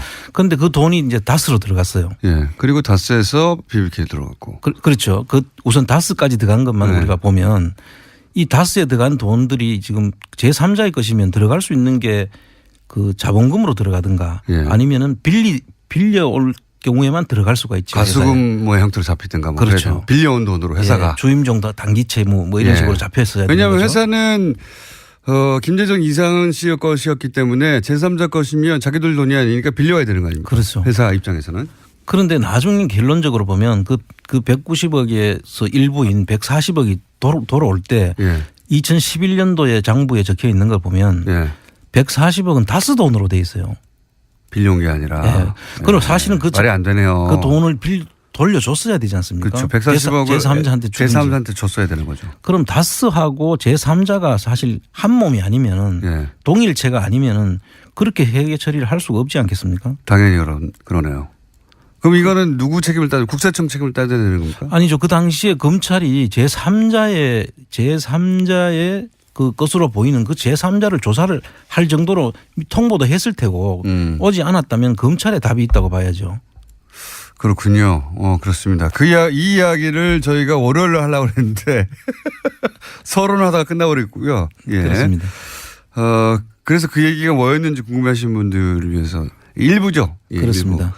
지난주 못했던 얘기는 다음 주 월요일에 하기로 하고요. 예. 예. 그리고 또 일부 그 당시에 또 BBK 특검을 할 때 다스를 예. 또 조사를 했지 않습니까? 예, 예. 그때 이제 아마 그때 특검이 정호영 특검인가 그러신 네. 분인데 그때 이미 100억대에서 150억대의 그 비자금이 발견이 돼 있는 거를 예. 그 당시에 덮었다고 하죠. 어떤 이유에서든지 비자금에 대한 이야기가 그 뒤에 발표에도 네. 없었었어요. 그때 비자금이, 그러니까 다스의 비자금이 그때 당시에도 발견됐다면 그때 이미 이제 특가법으로 그렇죠. 다스의 비자금이 회사 돈을 횡령한 자금인지 그러니까요. 아니면 그 회사 돈을 다른 데서 어떻게 형성해서 했는지에 대한 거는 그 당시에 세무조사라든지 아니 검찰 수사가 있었어야 되는 거죠. 자, 그러면 그건 검찰의 책임을 물을 사안인데 검찰이 일을 제대로 안 했다. 검찰이 답을 해야죠. 이제는 답을 해야 되는 상황이고 다스 누구 겁니까 다들 묻고 있기 때문에 그렇습니다. 이제는 답을 해야 될 타이밍인 것 같고요. 자, 오늘의 본론, 이거 아직 서론입니다. 오늘의 본론은 뭡니까? 오늘은 이제 그 국세청에서 그 김재정 씨 그때 그 다스의 그 최대 주주였던 김재정 네. 씨가 2010년에 이제 사망을 하지 않습니까? 네. 2010년 2월 7일 날 아마 사망한 걸로 지금 나오는데. 그런 날짜를 다 어떻게 기억하십니까? 그 기억이 되네요. 이상하게. 근데 그분이 이제 돌아가시고 난 뒤에 상속세 신고를 하는데 저희들이 네. 그 주진우 기자가 그때 서류를 이제 밝힌 걸 보면 여러 가지 검토가 나오지 않습니까? 네네. 그 중에서 상속 검토를 하면서 상속세를 계산할 때 그 이익을 가지고 몇 년치 이익을 가지고 하는 방법이 있고 그다음에 순자산 가치라 그래서 자산 가치를 가지고 평가하는 방법이 있습니다. 상속 재산을 평가하는데 그걸 두 개 합해서 이제 평균을 내는데요. 그걸 계산하는 과정에서 국세청이 계산하는 과정에서 국세청 계산하는 것은 이익을 몇 년도 이익은 좀 지금까지 신고가 안 됐으면 줄여 가지고 하고 뭐 이런 내용들이 나옵니다. 그 속에. 그렇다면은 이 상속세는 신고를 하고 끝나는 세금이 아니거든요. 그래요. 신고를 하고 난 뒤에 정부 조사 결정 방식에 의한 세금이라고 해서 정부가 조사를 해서 확정을 지어줘야 되는 그러니까 세금입니다. 상속 세금을 낼 때 재산이 얼마 있는지 나는 이만큼밖에 재산이 없어 이렇게 축소할 수가 있으니까 그렇습니다. 실제 재산이 그만큼 있는지 없는지를 정부가 조사를 해야 한다. 신고를 해야 되죠. 그래서 지금 이 케이스는 조금 특이하게 지금 저희들이 의혹을 가지고 있는 것은 김재정 씨가 이명박 씨 재산을 김재정 씨 이름으로 가지고 있다는 거 아니겠습니까? 그런 의혹이 있는 거죠. 그런 의혹을 가지고 있는 건데 그분이 돌아가셨어요. 그럼 실제 그 사람 상속세가 아닐 수도 있는 거고. 그렇죠. 또 그 평가하는 방법에 있어서 아까 같이 여러 가지 이제 그 꼼수를 부리려고 했던 정황들이 있는데 자기 재산을 줄인다든가 뭐 이런. 그래서 그럼 그 평가하는 방법에는 문제가 없었는지 살펴봐야 되죠. 그래서 그 결정을 해줘야 될 책임이. 살펴보셨더니 어떻습니까? 제가 볼 때는 상당히 문제가 많죠. 어떤 문제가 있습니까? 국세청에서 세무조사를 해서 그 평가를 특별히 이익을 뭐 올해까지 계산 2009년도가 예를 들어서 그까지 계산을 한다 그러면 2010년도로 이익을 넘기는 방식으로 해가지고 줄인 정황도 있고요. 그래요? 그러니까 세금을 덜 내려고 우리가 돈 못 벌고 있어요. 그렇게 하려고 올해 번 건데 내년으로 떠넘겨버린다. 장부상. 이익을 이제 이연시키는 거죠. 그래서 그 다음 해 이익으로 이제 화하는 방법으로 해서 이거 상속세를 줄이는 방안까지 연구가 했더라고요. 그래요? 그런 사항들을 국세청이 사실은 제대로 조사를 할 필요가 있는 것이고요. 그 다음에 또 한 가지는 물납 문제가 있습니다. 주식으로 냈던 거. 물납. 주식으로 물납을 했는데. 그 자체가 문제입니까? 그 자체가 문제죠. 왜 그렇습니까? 그 물납은 제일 가장 국가가 그 물납을 받아서 현금으로 환가하기 쉬운 것부터 받는 것이 원칙이죠. 그렇죠. 세금은 현금으로 받아야지. 뭐 정부가 주식 투자하는 것도 아니고. 심지어는 지금 여기 이건 좀 케이스는 다릅니다만 비상장 주식 같은 경우에는 그 주식 자체를 이 가공으로 이익이 있는 것처럼 실제로 이익이 없는데 이익이 있는 것처럼 하는 기업들이 비상장 기업들이 많습니다. 그 이유는 건설업체 같은 경우에 이제 강극공사를 입찰을 한다든지 할 때 이익이 나는 기업이라야 점수가 올라가거든요. 그렇겠죠. 또 자금이 부족한 사람들은 은행에서 돈을 빌리기 위해서 실제로 이익이 없는데도 분식을 해가지고 이익이 있는 것처럼 해가지고 돈을 빌릴 때 유리한 그렇죠. 그거를 갖기 위해서 합니다. 그런 경우에는 사실상 그 이익을 가공으로 만들어놨기 때문에 가짜로 만들어놨기 때문에. 가짜로 만들어놨기 때문에 그 기업 가치가 사실은 그만큼 안 되는 것이죠. 그래서 세금을 그 가짜로 만들어놨는 기준으로 해가 주식을 판단해가 비상장 주식을 물납을 했을 경우에 종이 쪼가리를 지고 있는 경우가 많습니다. 그렇겠네요. 그러니까 비상장 주식 같은 경우에는 주식의 가치가 명확하게 산정이 안 돼 있는데 그렇습니다. 그 회사가 회사의 가치를 부풀려서 산정하게 하는 방법을 쓰는 경우가 많기 때문에 그럼 비상장 회사 같은 경우에는 주식으로 물납을 안 받습니까 보통은? 가급적이면 안 받으려고 그러죠. 그렇겠죠. 낼 수 있는 현금이 있다든지 부동산이 있으면 우선적으로 그게 내게 하고 또 상장 주식 같은 경우는 상장 주식은 바로 환가가 가능하니까 그렇죠. 상장 주식을 먼저 받게 돼 있고요. 그렇죠. 그 모든 것들이 안 될 때 이제 비상장 주식도 이제 받는데요. 하다 안 되면. 그런데 이 케이스는 조금 다릅니다만은 그 비상장 주식을 받도록 하기 위해서 왜냐하면 자기들이 오로지 그 좋은 기업이니까 이게 앞에서 이야기한 그런 거하고는 다른 거니까 그 남들 손에 들어가는 걸 싫어하는 그렇죠. 임에도 불구하고 정부에 보관돼 있어야 안심할 수 있는 그런 주식이지 않습니까 이게. 그렇게 의심하고 있습니다. 저희가 그렇습니다. 매우. 그래서 그거를 하는 그 제도를 하는 과정에서 어떤 꼼수가 동원되나 하면 전번에 이야기했던 충북 옥천 땅 같은 경우는 150만 원 35만 평이 150만 원 정도 그 채권 최고인 190만 원이지만 150만 원 정도를 가지고 물납을 저 근저당권을 설정해 놓고 30년간 그 지상권을 설정해 준 그런 케이스 아닙니까? 그런 케이스라면은 그 정도 액수라면 해결하라라고 하고 그 땅을 받았어요. 그렇죠. 그거는 사실 문제가 될 게 없죠. 그 한가가 적어도 150만 원 이상 되지 않겠습니까? 그런 것부터 먼저 낼 수 있는 것들은 다 땅에 내야죠. 뻔히 있는데 그렇죠. 그 땅으로는 안 받았다는 거잖아요. 그렇죠. 뻔히 알면서도 뒤져보면 이거 그 근저당이 150만 원밖에 안 되니까 이거 해결하고 이 땅으로 내라 이렇게 해야지 정상인 거죠. 그래서 그 어제 이제 국감장에서 박영선 의원께서 그 물납 제도에 대한 문제점을 지적을 했고요. 그랬더니 그 김동연 그 부총리가 그 이야기를 하죠. 앞으로 이 물납에 대해서 그 검토를 다시 해서 제도를 정비를 하겠다. 제도 정비는 앞으로 하고 이미 벌어진 거 어떻게 하면 다스. 그래서 그거는 이제 사실 지금 남은 상속세 부분은 조사를 할 수 있는 기간이 남아 있습니다. 지금 아직도 남아 있습니다. 보통 이제 부가제척 기간이라는 소멸시효 공소시효 기간이 이제 보통 5년인데 상속세는 10년이에요. 10년. 그리고 2010년도니까 지금 아직 충분히 남아 있는 기간 2010년도니까 남아 있고요. 다스는 공소시효 남은 게 많군요. 그렇습니다. 그러고 또 그 이명박 대통령과 관련된 것들은 뭐 대통령 재임 기간은 또 공소시효에서 빠지지 그렇죠. 않습니까? 아까 말씀하신 뭐 100억 정도 되는 비자금이 발견됐다 하는 것도 이명박 전 대통령 임기 5년 동안은 공소시효가 중지되기 때문에 특허법은 10년이거든요. 그렇죠. 그러니까 2005년에 했어도 15년간은 유효한 거니까요. 그렇습니다. 2020년까지는 가능합니다. 제가 볼 때는 이 다스에 대한 전수조사가 필요한 부분이다. 그 다스가 누구 겁니까라는 게 요즘 유행이지 않습니까? 그 다스가 누구 건지를 답해야 될 기관은 국세청과 검찰이다. 저는 그렇게 보고 있습니다. 특히 아까 말씀하신 제3자 그건 검찰이 답해야 되는 것이고 그렇습니다.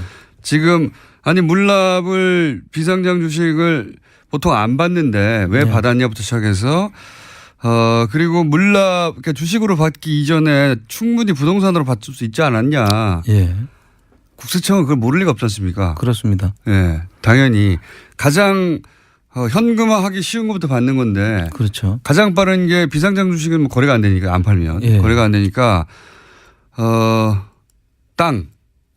땅부터 하면 바로 되는 거 아닙니까? 우선 환가하기 쉬운 것부터 이제 해야 된다면 땅이 당연히 들어갈 거고요.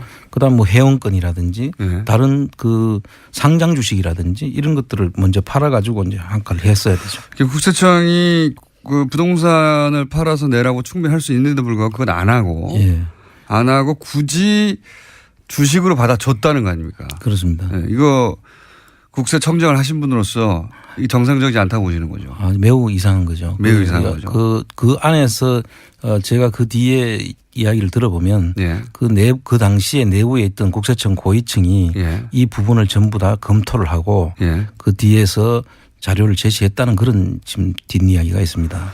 그렇다는 얘기는 지금 당시 다스가 소위 상속세를 내려고 여러 가지 고민을 하고 그런 문서가 나왔지 않습니까? 이렇게 그렇습니다. 하면 어떻고 예. 저렇게 하면 어떻고. 그런데 그 코치를 국세청에 있는 고위 관계자가 했다는 이야기를 들은 적이 있습니다. 그렇습니다. 아, 그래요? 예. 번개! 전누 어떻게 갔어? 다치라고. 그러니까 그 돈을 어떻게든 받아야 될 쪽에서 예. 사실은 거꾸로 코치를 해준 거네요. 이렇게 하면 좋다고. 그렇죠. 가장 잘 아는 곳이 국세청이니까. 그렇죠. 아주 그 피해가는 방법을 제일 잘 알 수도 있죠. 네. 그걸 조사를 하는 기관이니까요. 그럼 국세청을 대상으로 해서 검찰이 이거를 하나의 건으로 조사해야 되는 거 아닙니까? 그 당시에 이 건에 대해서는 그 두 기관이 예. 사실은 직접 안 하면 예를 들어 국세청이 직접 조사를 해서 이거 조사할 수 있는 기간이 남아 있으니까요. 예. 자기 시정 기회를 줘야 되잖아요. 예. 그래서 일단 한번 보게 하고 예. 만약에 안 하면 감사원에서 지적을 할 수 있다고 저는 봅니다. 감사원으로 지적을 예, 하고. 그 국세청 문제를 일단 왜 감사원에서 고발할 수 있게 됐겠네요. 감사원은 감사를 하면 그 예. 내용들이 이제 명백하게 밝혀지죠. 아, 이게 그 들으신 이야기인 거죠, 이제 지금. 예. 그렇습니다. 국세청 예. 고위 관계자가 다스가 꼼수로 물납할 수 있도록 코치를 해준 정황이 있다. 예. 누군지 아십니까? 말씀 짐- 못 하시겠지만 짐작은 가는 사람이 있습니다. 짐작을 하는 게 아니라 누군지 아시나 보군요. 이름은 안 여쭤볼게요. 하여튼 있다는 거죠, 구체적으로. 예, 지금 현직에서 퇴임한 사람입니다. 그래요? 예. 그러면 누군지 아시네요. 네. 제이모 씨 이런 식으로도 안 됩니까? 그 코치를 받았겠거니 했는데 그러면 자산관리공사도 당연히 연루되어 있을 수 있겠습니다. 그렇게 봐야 됩니다. 이 자산관리공사에서 사실 그때 세금이 한 450억 정도 되는 거예요. 고위층이라면 어느 정도 고위층입니까? 국세청장급입니까? 나중에 최고 위층으로 올라갔죠. 아, 국세청장급이군요. 예. 예. 자산관리공사 예, 예. 책임은요? 이 자산관리공사의 경우에는 이 당초에 이제 우리가 그 상속세를 계산했을 때 내는 금액이 그 20% 해당되는 금액 자체가 얼마였나 하면 450억 정도 됐다는 거죠. 예. 그런데 그 450억을 이제 주식으로 이제 물납을 했는데 그게 해당되는 금액이 20% 가까이 19점 몇 프로 예. 약 20%에 가까운 그 주식이 지금 물납이 돼 있는데 그게 가자마자 자산관리공사에서 평가를 새로 해가지고 이제 네. 매각을 하려면 평가를 해야 되지 않습니까? 그렇죠. 그 자산관리공사의 평가로는 850억 정도로. 두 배로. 그렇죠. 예. 이게 참 이상한 일입니다. 이상한 일이죠. 예. 그 세금을 낼 때는 450억. 예. 팔려고 할 때는 800억. 850억. 예. 그게 지금 안 팔겠다는 생각이 말이죠, 이게. 그렇죠. 그래서 지금은 거의 한 400억, 500억 가까이 되는. 그러니까요. 못 사게 하는 거 아닙니까, 이거? 거꾸로? 그래서 지금 현재 저희들이 이제 그 보는데 이 비상장 주식이라는 것은 예. 사실 주식을 우리 보면 49% 7%를 가지고 있어도 그 4% 부족한 것이 어디에 붙느냐에 따라 51%를 가진 경영권을 가진 그렇죠. 사람만이 사실 문제가 있거든요. 보통 상장 주식 같은 경우에는 지분을 가지고 있어도 상당한 그 투명성이 보이는데 예. 비상장 주식은 경영권을 가지지 않으면은 사실상 없죠. 의미가 없는 거거든요. 네. 그렇지만 저희들은 이제 3%라도 우리가 확보해가지고 예. 정보를 알려고 하는 것이고. 그거 알아보시고 있습니까? 예, 지금 계속 알아보고 있습니다. 예, 다음 방법이 보입니까? 예, 지금 조금 몇 가지 문제점이 있어서 한 사람 앞에 한 15만 원씩 사가지고 10만 명만 모이면 저희가 다스 경영에 참여하거나 경영에 참여할 수 없고요. 예. 그다음에 또 경영에 참여 못하시면 경영의 정보를 요구할 정보를 요구할 수 있는 예. 권리가 이제 생긴 3%를 가지면 여러 가지 이제 우리한테 권리가 주어지는 것이니까 예. 그 3%를 가지는데 이게 이익 없이 여기에 참여해야 될 사람들이 있습니다. 그 이게 예를 배당을 하는 회사 같으면 예. 경영권을 가진 사람들이 배당을 결정을 하는데 예. 배당을 안 하고 계속 가지고 있으면 그 돈 그만큼 넣어놓고 계속 이게 예. 그 사람들한테 그 인내를 해라고 우리가 15만 원 해야 손해죠. 되는데 예. 손해라기보다는. 15만 원 정도 가진 분들이 손해는 아니지만 예. 거기에 대한 못하고. 수익을 활용을 예. 못하니까요. 기회비용이 사라지는 거죠. 예. 그래서 이런 그분들을 강요를 해야 되니까 그걸 어떻게 이제 우리가 해결을 해야 되는지 예. 그런 부분들도 좀 고민해야 될 부분이 사실은. 주주총회에 계속 참석해야죠. 그래서 이제 정보를 알려주고 그분들한테 우리가 보상해 줄 수 있는 것은 이 다스가 어떻게 움직이고 있다는 정보를 파악해서 돌려주는 그게 네. 사실상 그분들한테도 우리가 해줄 수 있는 혜택이라면 혜택이거든요. 예. 얼마나 밉겠어요. 하여튼 이게 간단한 문제는 아니어서 계속 알아보시고 있는 거죠. 그렇습니다. 합법적으로 네. 제대로 할 수 있는 방법을. 그리고 이런 지금까지 그 청장님이 사실 저희 방송에 처음 출연하신 거는 최순실 예. 해외의 은닉 재산으로 보여지는 수정되는 재산들 네. 찾아서 이걸 국민들한테 되돌려 줘야 된다고 그렇습니다. 자비로 계속해서 독일을 돌아다니신 거 아닙니까? 그렇습니다. 그래서 일부를 찾아내기도 하셨고 예. 그러다가 그걸 쭉 하시다가 주진우 기자가 다스 관련 문서들 잔뜩 들고 와가지고 이제 갑자기 이명박 전 대통령 재산 찾기를 지금 하고 계시는 거 아닙니까? 예, 예, 찾아 돌려주기. 예, 그렇습니다. 다스는 누구 겁니까? 아니고 대답이 계속 없으면 우리 주둔가요. 어떻게 전 이명박 대통령이 만약에 주인이라면 네. 저희가 찾아주면 저한테서 엄청 고마워하겠죠. 본인도 모르고 있으니까. 자기는 아니라고 주장했는데. 본인 게 아닌가 보다 생각하고 살고 있다가 우리가 재산을 찾아주면 얼마나 좋겠어요. 그렇죠. 예. 그런데 이런 걸 다 묶어서 이렇게 낱개로 할 게 아니라 국민재산 되찾기 운동본부를 만드신다면서요. 예, 지금 저희들이 이제 여러 가지 이런 찾는 활동에 동참하는 분들이 많은데요. 특히 그 해외에 있는 교포들이 네. 성화가 지금 아주 많았습니다. 그동안에. 독일 교민들이 그러신다는 얘기는 들었는데 또 다른 데도 그렇습니까? 미국도 지금 미국에서도 지금 큰 불이 붙었습니다. 지금. 그래요? 예, 왜 이거 안 하느냐. 이명박 전 대통령 재산이 미국에 있답니까? 뭐 지금 뭐 여러 가지 지금 전에 우리가 그 저수지 게임 예. 캐나다 쪽에 계신 분들. 가는데 그게 다 이제 연결되는 그런 과정인 것 같고요. 그 이야기들이 많이 있어서 그분들이 지금 국내에 있는 분들보다 더 훨씬 더 성화가 심합니다. 빨리 찾자. 나도 도와줄 테니까 이런 분들이 많아요. 뭐 왜 안 찾습니까? 이러고 있습니다. 지금.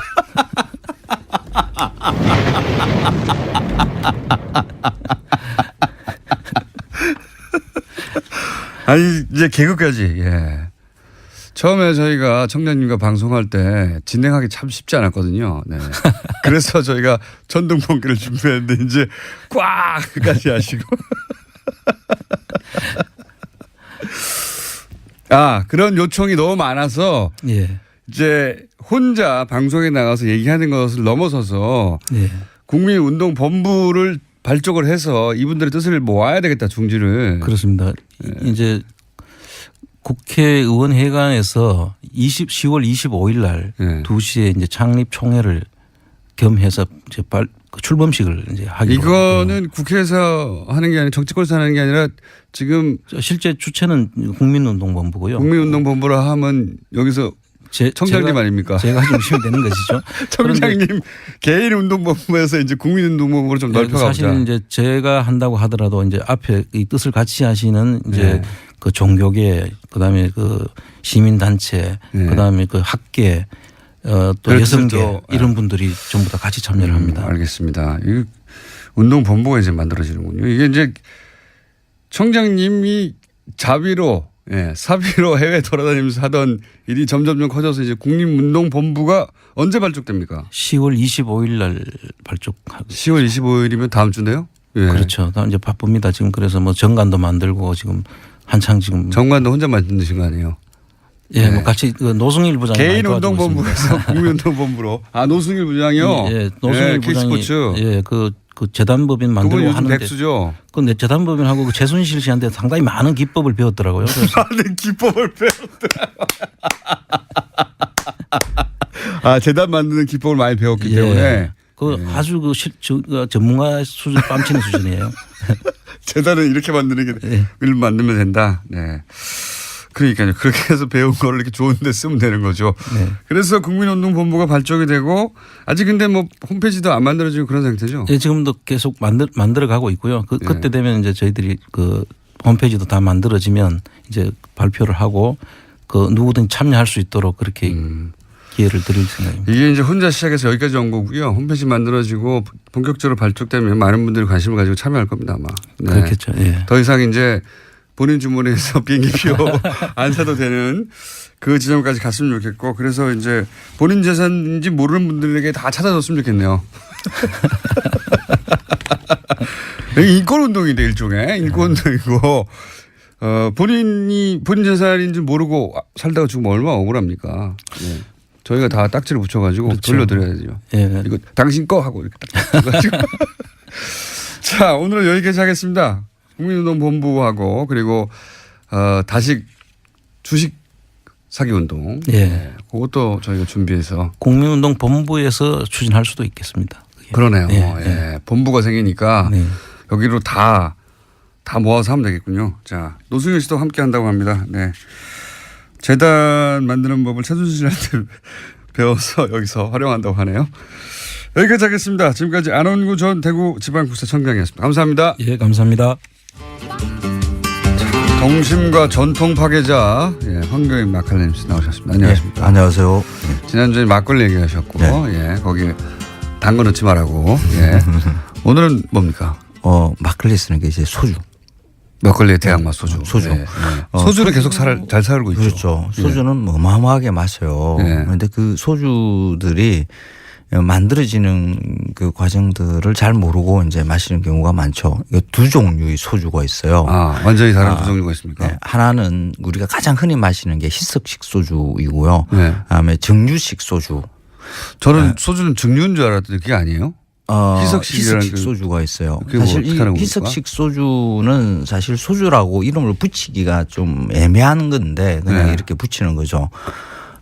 전분으로 이 알코올을 만들 수 있는 게 네. 원래 알코올균의 활성화를 해서 누룩으로 해서 하는 방법은 그렇게 많은 알코올을 만들어내지 못하거든요.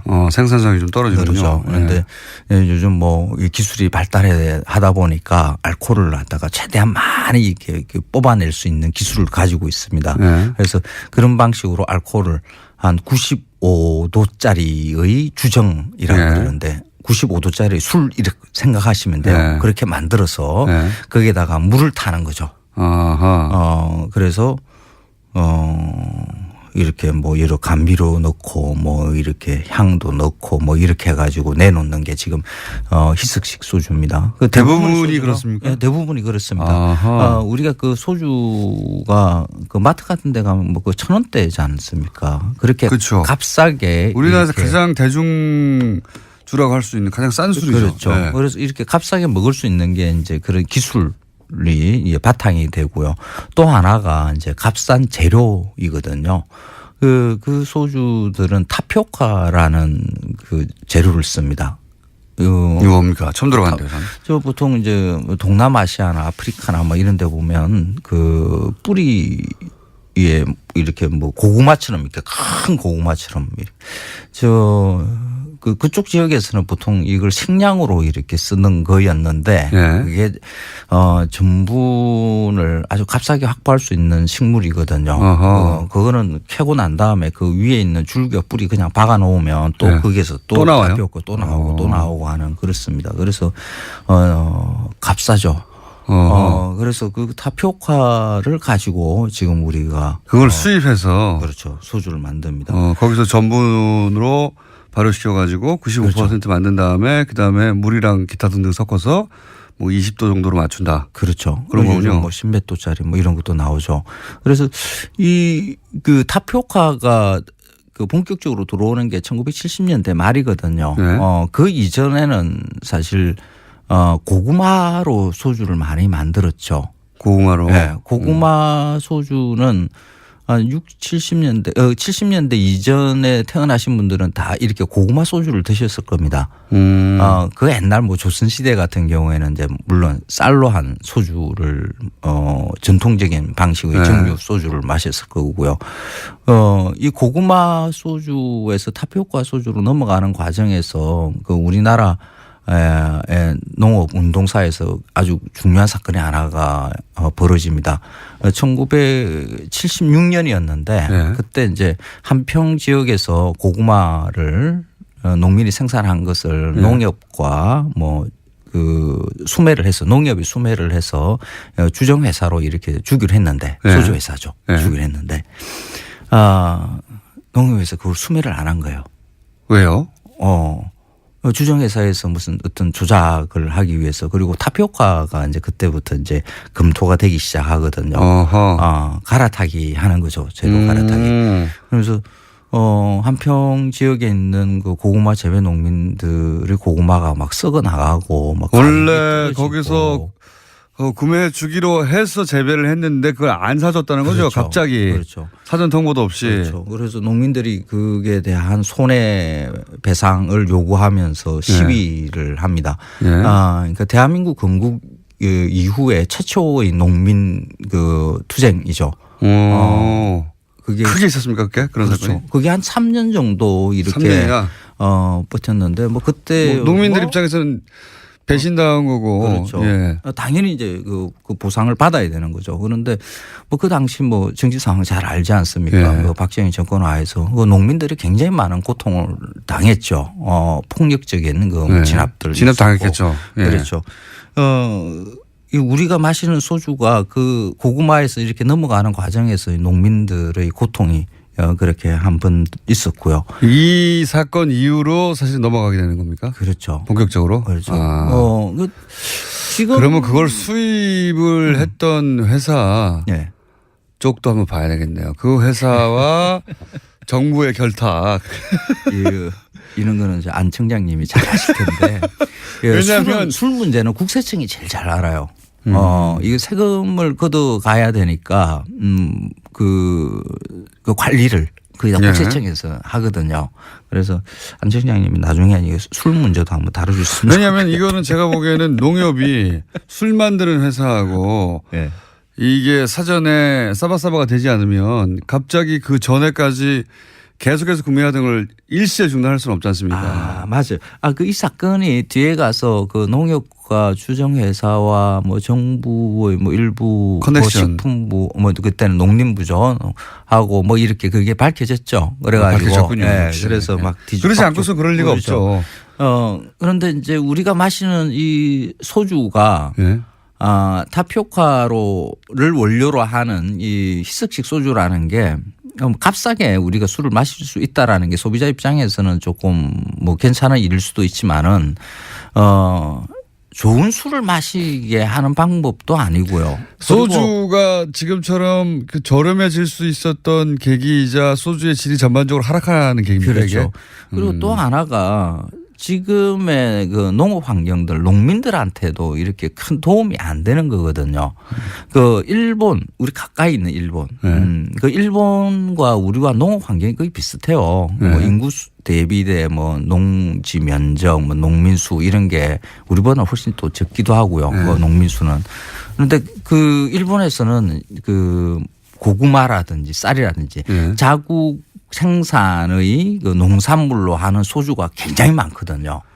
지역마다 가보면 그런 소주를 만드는 게 굉장히 활성화되어 있습니다. 우리나라도 사실은 그 지역마다 소주가 있었잖아요. 지금도 있긴 있는데 지금은 그 도별로 그것도 이제 국세청하고 관련이 있는데 그래요? 국세청이 세금 잘 거두려고 효율을 위해서 이렇게 통합한 거라고 이렇게 보면 돼요. 지역마다? 예. 근데 그 자연 발생적으로 그 지역 사람들이 먹는 소주. 술. 예. 이게 그래서 유명한 중요하거든요. 소주. 예. 그래서 일본 가면 우리는 뭐 그런 걸 지역 특산 소주로 이렇게 많이 사오고 해요. 비싸게 사옵니다. 네, 비싸게 사오죠. 그게 다 쌀, 고구마 뭐 이런 지역의 산물로 만드는 거예요. 자기들만의 제조법으로. 그렇죠. 근데 지금 우리는 좀 올해도 이제 쌀 그 생산량이 뭐 다행히 뭐 결과를 보니까 뭐 소비량 생산량은 그렇게 크게 늘어난 것 같지는 않은데 이건 많아요. 쌀이 재고로 넘치고요. 쌀을 정부에서 어떻게 관리하기 위해서 이렇게 따로 시장에서 격리시키기 위해서 돈을 또 막 들여야 되고 하는 일이 많거든요. 이때는 그러니까 뭐 70년대, 80년대 다 그랬지만 60년대도 포함하여 돈 벌려고 돈 벌려고 말하자면 지역의 전통이나 또는 그런 생산 방식에 있던 물건들이 싸그리 대량 생산으로 바뀌고 저렴해지고 가치는 떨어지는 그런 것도 있죠. 그런데 그러니까 원래 있었는데 없어졌다 이거는 조금 안 해요. 그래요?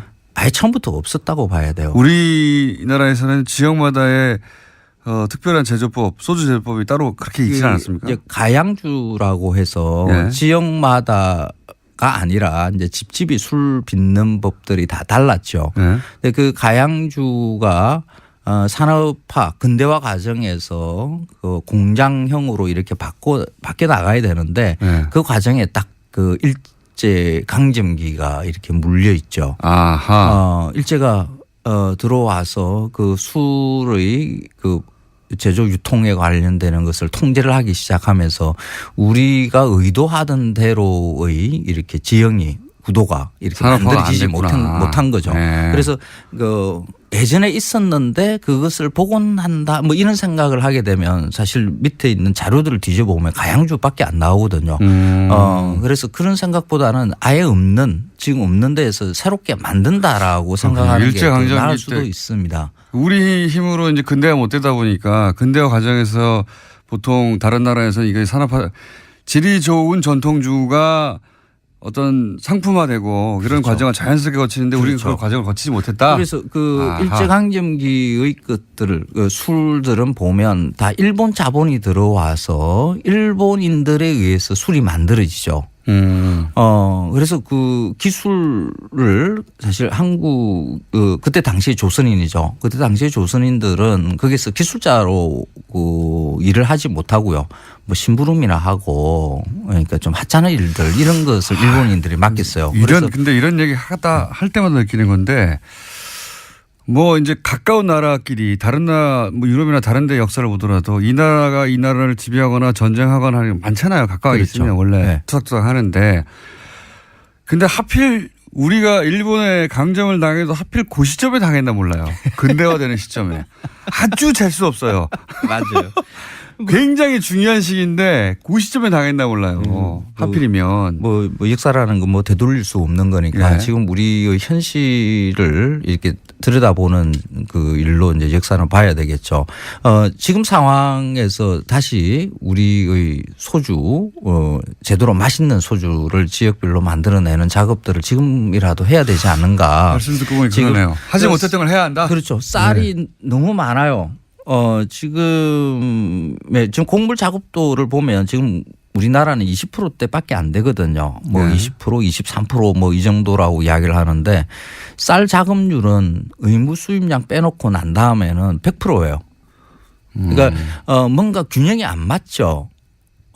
쌀만이 오직 지금 상황에서는 농민 입장에서는 돈이 되니까 쌀을 포기하지를 못하는 거거든요. 그러면 쌀을 지금 뭐 농민이 돈이 되니까 뭐 어쩔 수 없이 그것만 계속 짓겠다라는 그런 상황이 만들어져 있으면 이 쌀 소비를 늘리는 방법을 강구를 해야 되거든요. 이거 지금까지는 주제가 완전히 다른. 지금까지는 전통인 줄 아는 것도 다 아니라고 다 뭉개버리시더니 이번에는 전통이 될 수 있었는데 일본 강점기 때 못됐으니까 지금이라도 만들어야 되는 거죠. 그래서 쌀은 전통 생산자인데요. 좋은 소주의 재료예요. 쌀로 소주를 제대로 만들어서 고급화해보자. 그렇죠. 그러면 쌀 걱정하는 것들 조금씩 들 수 있고요. 맛있는 술도 좀 마실 수 있고요. 지역 경제가 이렇게 살 수 있는 좀 활성화될 이렇게 수 있는 생산적인 이야기를 하시는 건 처음 들어봤네요. 아니 원래 제가 항상 생산적인 이야기를 하죠. 당신이 잘못 알고 있어 하고 홍군형을 내주시다가 그러니까 전통은 조선에서 이렇게 있던 것이다 하고 이렇게 이야기하는 것으로 끝내야 될 게 아니라 지금 우리의 전통은 뭔가 대한민국의 전통 술은 뭔가 조선의 것은 사실 의미가 없습니다. 일제강점기 것도 의미가 없고요. 지금 당장의 전통을 한번 만들어보자. 그래서 황교안 씨였습니다. 수감이 안 돼 있잖아요. 그러면 그 논리들 한번. 이거 뭐 법논리입니다. 뭐 수감돼야 되냐 안 되냐 뭐 이걸 얘기하자는 게 아니라. 지위가 중요하지 않다니까. 그러니까 언제든지 이 두 사람 접촉 가능한 상태에 있기 때문에 당연히 증거인멸의 우려가 있어요. 이런 경우에 이제 어떻게 법원에서 판단을 해왔냐면 영장 전담할 때 조사받지 않은 공범이 있다. 그러니까 증거인멸의 우려가 있다. 이렇게 봐왔거든요. 그러니까 조사받지 않은 공범이 있어요. 이명박 전 대통령이 아직 조사를 받은 바가 없잖아요. 그러니까 증거인멸의 우려가 당연히 있는데 지위 때문에 증거인멸의 우려가 없다라고 연결을 시키면 그건 명백히 부당한 거죠. 법논리로 또 좀 하나는- 따지니까 그렇군요. 예. 예, 그리고요. 그렇죠. 그다음 또 하나 이제 도주 우려가 없다는 건데 네. 도주 우려가 없다는 것도 뭐 기존에 우리 수공장에서 여러 번 말씀드렸습니다만 도주 우려가 있다고 보는 경우가 언제냐면 대표적인 경우가 실형 선고가 예상되는 경우거든요. 이게 수감될 가능성이 있으니까 당연히 도망가지 않겠습니까? 이렇게 보는 거거든요. 객관적으로. 뭐 조금 전에 공장장님 이재용 피고인 얘기도 하셨는데 네. 뭐 개인적으로 어떻다 저떻다는 사실 크게 따지진 않아요. 왜냐하면 그렇게 되면 유전무죄 무전유죄가 돼버리니까 네. 객관적으로 좀 보자는 거죠. 근데 지금 이 사건에서 보면 내용이 뭐냐면은 이 공무원이 정치적 중립을 지켜야 되는데 이건 다른 법도 아니고 특별법이 있어요. 국정원법에 정치적 중립을 지키라고 예. 다른 일반 법하고 달리 그럼 국정원 직원이 거기다 민간인이 공모 가공해가지고 민주주의의 근간을 흔들어버리는 여론 조작을 해버린 거란 말이에요. 네. 상당히 중대한 범죄죠. 그러니까 근데 이게 별게 아니라고 본 거예요. 이 정도 가지고 실형 선고 안 된다는 거죠. 실형 선고가 예상될 정도의 중대한 범죄는 도주의 우려라고 우리가 있다고 생각해서 구속하는 게 통상적인 경우인데, 그렇죠. 예. 중대한 범죄가 아닌 걸로 봤다. 그렇지 않고서는 이런 논리가 나올 수가 없다. 이런 말씀이시군요. 그렇죠. 그러면 이게 중대한 범죄가 아니라면 이거는 이 영장연합 판사들이 민주주의를 부정하는 세력이거나 아니면은 최소한 적어도 이쪽에 관련된 정치적인 입장과 견해를 같이 하는 거 아니냐라는 그런 의심이 들어요, 강하게. 더 나가서 지금 문제가 뭐냐면, 네. 잠깐만 나갔습니다. 추선희 총장 같은 경우는 뭐냐면, 오늘 말 욕심이 많으시네요. 열받았어요. 추선희 총장 같은 경우 2천만 원 갈취도 있거든요. 예. 혐의가. 이거는요, 국정원법 위반을 떠나서요, 이 정도면은 뭐 합의가 됐는지 안 됐는지 모르겠는데, 이거 당연히 이거 실형 선고감이에요. 근데 이게 지금 아니라고 하는 거는 뭔가 이건 의도가 있는 거죠. 그렇게밖에 해석이 안 돼요. 지금 사실은 영장 판사들의 기가 이어져 온 사례가 하필이면 네. 이거 우병우 전 민정수석 혹은 최순실 씨 라인 혹은 관련 소위 이제 국정농단 사건 관련해서 주요 피의자들이 계속 영장이 기각돼서 그게 사례가 하나 둘 있을 때까지만 하더라도 이제 조심스럽게 말을 했는데 명백한 흐름이 있다고 보여지지 않습니까? 그 정도 말해도 되는 거 아닙니까? 이 정도 되면? 뭐 정말 말도 말이지만 글이라도 하나 쓰고 싶네요, 정말. 그리고 이 추선이 예, 결정적으로 추선이 2천만 원 갈치 거기가 저는 되게 컸어요. 이거는 뭐 있을 수가 없어요. 어떻게 이게 도주 우려가 없다고 보는 건지. 그렇기 때문에 추선희 씨가 만약에 그 사무총장이 아니었다면 이런 결과는 나오지 않았을 것이다라고 해도 무방하지 않나 싶습니다. 사실 어버이연합 처음 문제됐을 때 네. 압수수색 한다고 했을 때 사무실 문 닫고 네. 뭐 자료 없애고 한 당사자예요. 그리고 본인이 모처에 있다고 연락이 안 되고 그게 예. 도피 아닙니까? 그렇죠. 최소한 도주 우려가 있죠. 도주에 징후가 있는 거니까요. 그것도 뭐 개인적인 거긴 하지만 그건 이제 어떤 전력이기 때문에 일반적으로 얘기하는 뭐 주거가 명확하다 뭐 내지는 뭐 직업이 뭐 일정하다 뭐 이런 거하고 다른 문제거든요. 그렇게 시도를 한 바 있기 때문에 이것도 상당히 중요한 문제인데 그거에 대해서도 눈을 감았다는 거는 이게 어떤 의도가 있는 것 같다라고 하는 근거를 대자면 계속 될 수 있을 정도로 여러 가지가 나오는 거죠. 지금 공장장님 말씀하신 것도 하나의 근거고요. 알겠습니다. 저는 뭐 이 사안 하나하나를 디테일하게 따지는 것 이상으로 이게 이제 굉장히 이어져 온 흐름이라서 흐름의 관점에서 한번 짚어볼 필요가 있다 싶어서 말씀드렸는데 또 그걸 또 어찌나 논리적으로 말씀하시고 말 욕심도 많으신지. 오늘은 여기까지 하고요. 예, 저희가 사례를 총 다 모아가지고 한번 종합적으로 따지는 거 해볼까 합니다. 다음 주에 한번. 그때 한번 다시 모시겠습니다. 네, 알겠습니다. 네, 감사합니다. 지금까지 이정렬 전 부장판사였습니다. 자, 민의를 잠깐 짚어봤고요. 뉴스 한두 개 정도 더 할 시간이 있습니다. 예. 네, 아까 앞서 말씀드렸었는데요. 이명박 전 대통령의 아들 이시영 씨가 어제 검찰에 출석했습니다. 마약 투여 의혹을 제기했던 KBS 추정 60분 팀을 고소한 바가 있는데요. 이와 관련해서 조사를 받기 위해서 나온 겁니다. 근데 지금 모바일 소변 검사 다음 달 13일인데요. 바른정당 전당대회가 있기 때문입니다. 국민의당은 조선일보하고 협력 플레이를 하는 것 같은데 조선일보는 오늘 또 그런 기사가 났던데 국민의당 40명 중에 30명은 통합에 찬성하고 있다. 네, 그렇죠. 예, 어떻게 아느냐? 이미 2주간 1대1 접촉으로 전수조사를 국민의당 의원들을 상대로 마쳤다. 그래서 5명 정도 반대한다. 라고 하던데 전수조사를 다 마쳤는데 어떻게 당사자들은 자신들이 그런 조사를 받았다는 걸 모릅니까? 예, 박지원 대표도 모르던데. 자, 어쨌든 이 기사 역시 그 여론조사, 비밀리에 한 여론조사가 조선일보에서 나왔죠. 이 기사도 역시 조선일보. 조선일보는 이제 걱정하는 거죠. 국민의당에서 혹시 민주당과 합칠까봐. 예. 걱정이 많아요. 조선일보가. 그래서 국민의당의 안철수계하고는 이해관계가 맞는 거죠. 그래서 연일 그런 특종을 하고 있습니다. 자, 다음 뉴스는요. 네, 오늘 새벽 추명호 전 국정원 국장에 대한 구속영장이 기각됐습니다. 서울중앙지법 강부영 영장전담 부장판사가 다음과 같은 기각 사유를 밝혔는데요. 전체 범죄 사실에서 피의자가 차지하는 지위와 역할, 피의자의 주거 및 가족관계 등을 종합하면 구속해야 할 사유와 필요성, 상당성을 인정하기 어렵다라는 겁니다. 네, 검찰이 반발. 계속 기각될 때마다 비슷한 워딩인데, 예. 추명호 전 국장도 오늘 기각됐고 또 공교롭게도 추선희 사무총장도 네. 영장이 기각됐습니다. 두 분 모두 기각됐고. 네, 여기는 그 기각 사유가 약간은 다른데요. 읽어보면 혐의는 소명되나 피의자의 신분과 지위, 수사 진행 경과 등을 고려할 때 도망 및 증거인멸의 염려가 있다고 보기 어렵다라는 겁니다. 혐의는 있지만 증거인멸 염려가 없다라는 취지 이야기인 거죠. 이재용 부회장은 뭐 집이 어딘지 모릅니까? 자, 이 건은 또 두 건이 동시에 발생했기 때문에 저희가 뉴스공장 영장 해설 판사를 연결하지 않을 수가 없습니다. 네. 연결되셨는지 모르겠네요. 연결됐나 봅니다. 이정렬 전 부장판사 연결해보겠습니다. 안녕하십니까?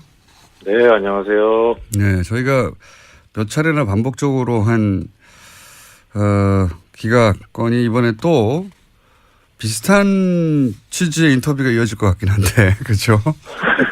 아니 근데 이거 예. 저기 하루에 하나씩 하면 저도 2번 할 수 있는데 이거 하루에 2개를 해가지고.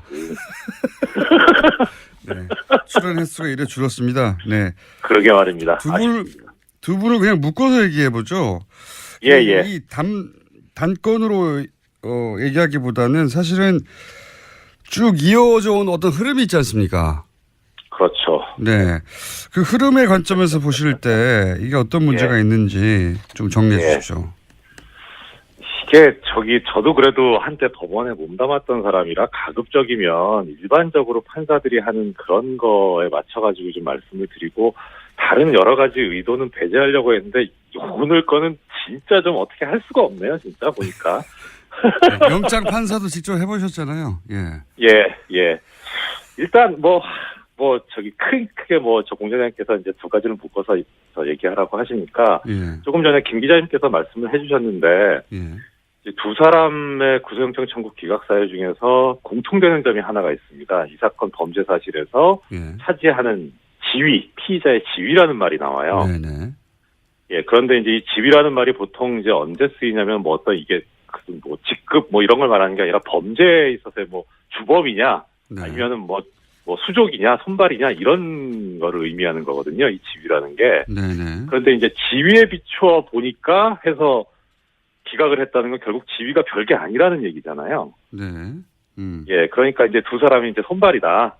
지위가 높아서가 아니라 지위가 낮아서 풀어졌다. 그렇게 그렇죠. 해석된다. 그렇죠. 예, 그렇게 해석이 돼요. 일단은 기각 사유를 보면요. 네. 근데 이제 추선희 총장은 일단 배제하고 추명호 국장을 놓고 보면 이 양반이 지금 국정원 국장이었잖아요. 네. 국장 정도 된 사람이 이제 별게 아니면 그러면 그 윗선이 이제 당연히 별거겠죠. 그러면. 예. 원장, 대통령, 이런죠. 그렇죠. 예. 네, 지휘라인. 근데 원장은 이제 당시 이제 원세훈 원장이었고. 네. 그다음에 이명박 전 대통령 아니면 박근혜 전 대통령. 예. 근데 이제 원세훈 원장은 지금 수감돼 있잖아요. 네. 그리고 박근혜 전 대통령도 수감돼 있고. 네. 그러니까 이 두 사람 그렇다 치고 이명박 전 대통령 같은 경우에 그러면 예. 이제 윗선이 있기 때문에 그래서 지위가 얼마 안 되니까 기억했다면은 이 세 사람도 다 지금 이 범죄 혐의에 연루돼 있다라는 거로 법원이 본 거 아니냐 이렇게 해석 가능하긴 해요. 논리적으로만 보자면 예. 그렇죠. 근데 예. 그렇게 봤을 것 같지는 않지만 예. 일단 하여튼 그런데 순수하게 법적인 관점에서만 보면 그러면 두 사람은 수감돼 있으니까 어떻든 이 추명호 추선이하고는 차단돼 있으니까 예. 두 사람이 말을 맞추긴 어려울 거예요. 네. 그런데 이명박 같은 경우에 지금 그거 뭐 관련 뉴스가 많습니다. 워낙 희귀한 예, 언론 플레이를 했기 때문에 관련 뉴스는 몇 개 더 있죠. 네, MH그룹에서 어제 대외 담당 변호사가 공식 입장을 냈는데요. 박근혜 전 대통령은 고령에다가 아픈데 제대로 치료받지 못하고 있다라는 주장을 계속해서 하고 있습니다. 아픈데 있지 않습니까? 아픈데. 예. 네. 아프실 예정이 해외까지 전파됐어요. 예. 네. 하지만 MH그룹 같은 경우에는 박근혜 전 대통령을 직접 접촉한 바는 없다라고 밝혀서요. 직접적으로 확인하지 않은 정보에 대해서 언론 플레이한다라는 비판도 나오고 있습니다. 상관없습니다. 이쪽은 돈 받고 하는 거기 때문에 원래 이제 그 국제적으로 이렇게 인권 침해를 당하고 있다고 제소자에 대해서 문제 제기할 때는 보통은 이제 전쟁 전후다. 그 국내 정치적 환경이 굉장히 혼란스러워서 부당하게 잡혔는데 재판도 없이 잡혔거나 아니면은 잡히긴 잡혔는데 어디인지도 모르거나. 네, 그렇죠. 영장이 네. 없이 체포되거나 그런 경우들입니다. 고문 받거나 아니면은 부당하게 사형 선고를 받거나 이런 경우거든요. 박근혜 전 대통령은 전혀 해당 사항이 없습니다. 전혀 해당 사항이 없고 인권위도 이런 지금 박근혜 전 대통령은 개인이거든요.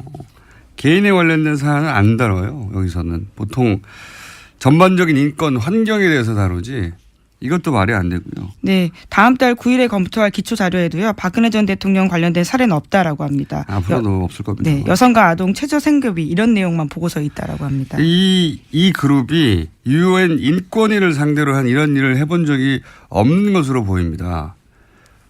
없어서 굉장히 어설프게 진행하고 있다. 언론 플레이를 크게 하는 것 같지만 어설픕니다.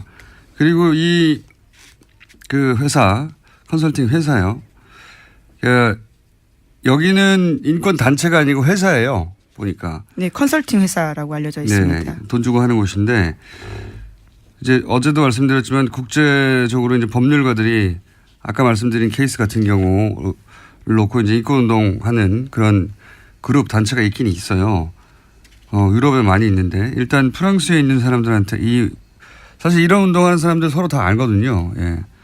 물어봤더니 모른다고 그래요. 예. 네덜란드 쪽에도 그런 그룹인데 모른다고 하고 제가 이분들하고 면담해 본 적이 있거든요. 영국도 물어봤으니 답이 오겠죠. 모를 겁니다 아마. 그쪽에서 일하는 사람들이 아니에요. 그러니까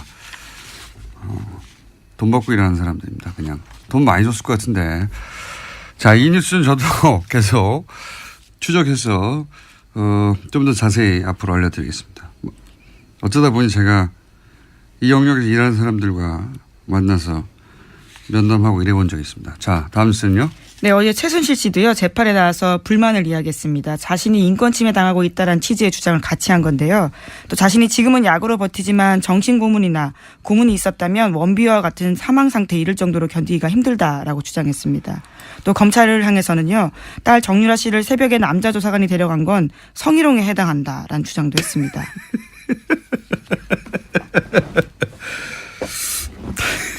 네, 또 최 씨 변호인은 최 씨가 정신적으로 불안해 장기간 안정이 필요하다는 취지의 진단서를 재판부에 제출했습니다. 그러니까 정신적인 불안해 가지고 지금 장기적으로 그렇게 취하고 있지 않습니까? 조용히 정신적으로 안정을 취하라고. 근데 이제 이런 말들을 보면요, 오토 원비어 이런 얘기도 하고 성희롱이다 이런 얘기도 하고 뭐랄까요? 저는 아무 말이나 막 하는 거거든요, 지금. 자기한테 유리하면 자기한테 유리하게만 일방적으로 해석해서. 저는 출소하면 다시 재기를 위해서, 명예회복과 부활을 위해서, 또 자기 재산을 위해서 엄청난 자산가잖아요. 밝혀진 것만 가지고도. 수단과 방법을 가리지 않고 그렇게 할 것 같다는 생각이 듭니다. 수감된 상황에서도 정유라 씨가 남자 조사관과 함께 간 것은 그쪽에 연락을 해서 본인이 자청해서 간 것인데 직접 자기가 간 거죠. 네, 조사관이 와서 본인의 뜻과 뜻에 반하게 마치 데려간 것처럼 계속해서 그런 식의 주장을 하고 있습니다. 보쌈 증언이라는 식의 이야기를요. 과거에 변호사들도 했었거든요. 근데 거기다가 성희롱을 갖다 붙이고 굉장히 창의적이네요. 오토 원비어도 나오고. 이건 전혀 공감대를 얻지 못하지만 본인은 그렇게 생각하는 것이고. 수단과 방법을 가지지 않을 것 같습니다. 저는 출소하게 되면 여전히 제 기업 부활을 위해서. 그리고도 아무런 죄의식을 느끼지 못할 것 같고요. 자, 다음 뉴스는요. 네, 자유한국당에서는 오늘 윤리위원회를 열어서 박근혜 전 대통령의 당적 문제를 논의합니다. 수차례 박근혜 전 대통령에게 사실상 자진 탈당을 권했지만 응답이 없었기 때문에 더 이상은 못 기다린다라는 건데요. 혁신위원회 권고대로 탈당을 권유할 가능성이 큽니다. 뭐 답을 할 거라고 생각하고 뭐 질문했나요? 예. 요식행위죠. 지금은 이제 바른정당과 바른정당 탈당파와 통합하기 위해서 명분을 쌓는 것이니까. 그리고 동시에 이제 국민의당에서는 그 나머지 인원들과 합치려고 요즘 언론 플레이도 열심히 하고 있더라고요. 예, 일종의 데드라인이 다음. 나오나요? 네. 안 그래도 한겨레 신문이 오늘 아침에 보도한 바에 따르면요. 모발은 최대 1년, 소변은 일주일 정도 전까지만 나온다고 합니다. 그런데 해당 사건 같은 경우에는요. 2015년 9월 달에 일어난 일이거든요. 이게 지금 검사봐야 무슨 소용이 있나 싶은데. 뭐 여하간. 네, 그리고 고소고발을 할 거라면 그때 하지 지금 와서 하는지 뭐 그것도 의문이긴 한데 여하간 그렇게 조사를 받는데 기자들이 당연히 다스는 누구 겁니까 해당되는 질문을 했죠. 예. 네, 다스 의혹에 대해서 한 말씀 해달라라는 이야기도 했는데요. 이시영 씨는 지금은 사건과 상관이 없어서 죄송합니다라고 이야기하고 갔습니다. 이 사건이 다스라 의미하는 걸까요? 아니면 본인 사건을 의미하는 걸까요? 여하간 상관이 없어서 죄송합니다라고 답을 안 하고 갔습니다. 네, 마약과 관련돼서는 굉장히 자세하고 세게 이야기했는데요. 이와 관련해서는 말을 하지 않고 간 겁니다. 사실상. 노무현 전 대통령 때, 네, 전 대통령 관련해서 가족 관련 이런 의혹이 제기됐을 때 국내에 있는 모든 기자들이 봉화로 내려갔어요. 집 앞에 죽치고 망원경으로 땡겨서 찍고 이분들 왜 그렇게 주지 않았나요? 예. 그리고 여기 그때하고는 비교할 수 없는 정도의 액수와 규모와 구체적인 문서들이 나왔으면 당연히 이분들 집 앞에 가서 죽치고 있어야 되는 거 아니에요, 이제? 저는 그렇게 생각이 드는데 겨우 법원에 나왔을 때만 한 번 묻고 맙니까? 네, 뭐 검찰이긴 한데요. 검찰이군요. 네. 네. 이렇게 뭔가 중요한 얘기를 흥분해서 할 때는 다 끝난 다음에 지적을 해주세요. 네, 아니, 도움을 드리기 위해서 그랬습니다. 여하간 이 질문은 더 해야 한다. 왜 하지 않고 있냐. 이명박 전 대통령 찾아가서 물어보면 되잖아요. 기자들 다 아는데 어디 있는지 왜 안 물어보는지 모르겠어요. 왜 안 물어보느냐. 이쪽은 거꾸로 고소고발을 할 수 있거든요. 힘도 있고. 그래서 안 하는 거라고 봅니다. 저는. 하셔야 한다. 자, 여기까지 하겠습니다. 지금까지 시사인의 김은지였습니다. 감사합니다. 최일구 앵커 하십니까? 네. 다음 주 월요일부터 TBS 오후 2시 프로그램에 DJ로 합류하신다고 해서 잠깐 소개해드리겠습니다. 연결되어 있습니다. 안녕하십니까? 예, 안녕하세요. 공장장님. 최일구입니다. 네. 항상 약간 시비 거는 듯한 톤으로 말씀하시는데. 아닙니다. 지난번에 김어준 빠빠이스 녹화하고 두 번째 뵙네. 빠빠이스. 혹시 라디오 진행 예전에 해보셨어요? 저기 옛날에 MBC 있을 때요. 예. 김미아 씨 그 세계는 그리고 우리는 그때 김미아 씨가 휴가 간다 그래가지고 그때 한 닷새 정도 월요일부터 금요일까지. 예. 그게 방송 한 30년 하시면서 라디오 하신 유일한 기간입니까? 닷새? 그렇죠. 예. 그거하고 또 보도국에서 11시 뭐 최일구의 경제뉴스 이래가지고 그런 거 한 1년 정도 해봤고요. 경제뉴스 그런 거는 대본 있는 거 아닙니까? 그런 거죠. 네. 예. TBS가 판단을 잘못한 것 같은데, 이거. 자, 게다가 그 인생은 뭐 있니 곡도 내셨잖아요. 그렇죠. 8월 네. 말에 인생 뭐 있니 전세아니 멀세 그런 노래 냈죠. 예. 제가 직접 들어봤는데, 노래 실력이 뛰어나지는 않은데 정도가 아니라 이거 부르면 안 되겠던데요, 어디서? 여보세요.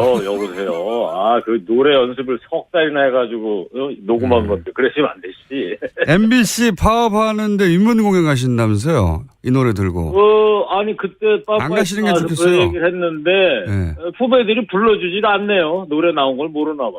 알죠. 들어보니까 이 고문이거든요. 듣기로는 위문이 아니고. 아, 그 25일 날 네. 그 시청 앞에서 MBC 파업 그 집회 있지 않습니까? 네네. 공장장도 나오신다 그러던데. 직접 나가진 않고요. 그냥 인터뷰만. 영상 메시지로만. 네. 그날 가서 불러주면 참 좋을 것 같은데 후배들이 불러줘야가지고. 네. 후배들도 귀는 있잖아요. 저기 파업 사태에 대해서 연결된 뒤 말씀하시니까 네. MBC 파업 사태에 대해서 어떻게 보고 계십니까? 2012년에 170일 파업했는데 결국 졌지 않습니까? 김재철한테 진 게 아니라 국정원한테 진 건데 결국에는 그동안 5년 동안 후배들 인격 모독에 수치심 다 견디면서 숨만 쉬고 살아왔지 않습니까? 정신병원 다니고 약 먹는 후배들도 많다고 그래요. 이제 보니까 파고 해치고 이제 항구에 불빛이 서서히 보이고 있지 않을까.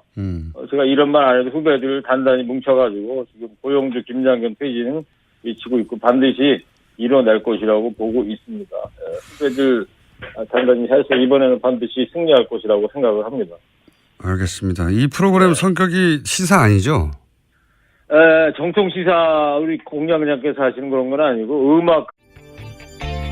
안녕하세요. 김호준입니다. 이명박 정부 시절 국정원이 김대중 전 대통령 노벨상 취소를 위한 공작을 했었다는 사실 이미 밝혀진 적 있죠. 그런데 어제 국정원 적폐청산위에 따르면 국정원 심리전단은 노벨상 취소를 위해서는 단계적인 공작이 필요하다며 노르웨이에 라프토 인권상 수상을 먼저 취소시키려 했던 것이 새롭게 드러났습니다. 김대중 전 대통령이 자기들한테 뭘 어쨌다고 저런 짓을 한 걸까요? 이명박 전 대통령이 김대중 전 대통령에게 무슨 정치적 탄압이라도 받았습니까? 빨갱이라며 왜곡당하고 사형선고당하고 외국으로 쫓겨나고 현해탄에서 수장될 뻔하고 평생을 당하고 산 건 정작 김대중 전 대통령이었는데 오히려 선거법 위반으로 정치활동도 할 수 없었던 이명박 전 대통령을 사면 복권한 게 바로 김대중 전 대통령이었습니다. 그런데도 저런 짓을 해놓고 어떻게 지금 자기들이 정치보복을 당하고 있다고 그렇게 주장을 하나요? 반성이나 성찰 그런 건 바라지도 않습니다. 그래도 최소한 염치는 있어야 하는 거 아닙니까? 아니면 묻는 말에 답이라도 해야죠. 다스 누구 겁니까? 답을 주세요. 김호준 생각이었습니다.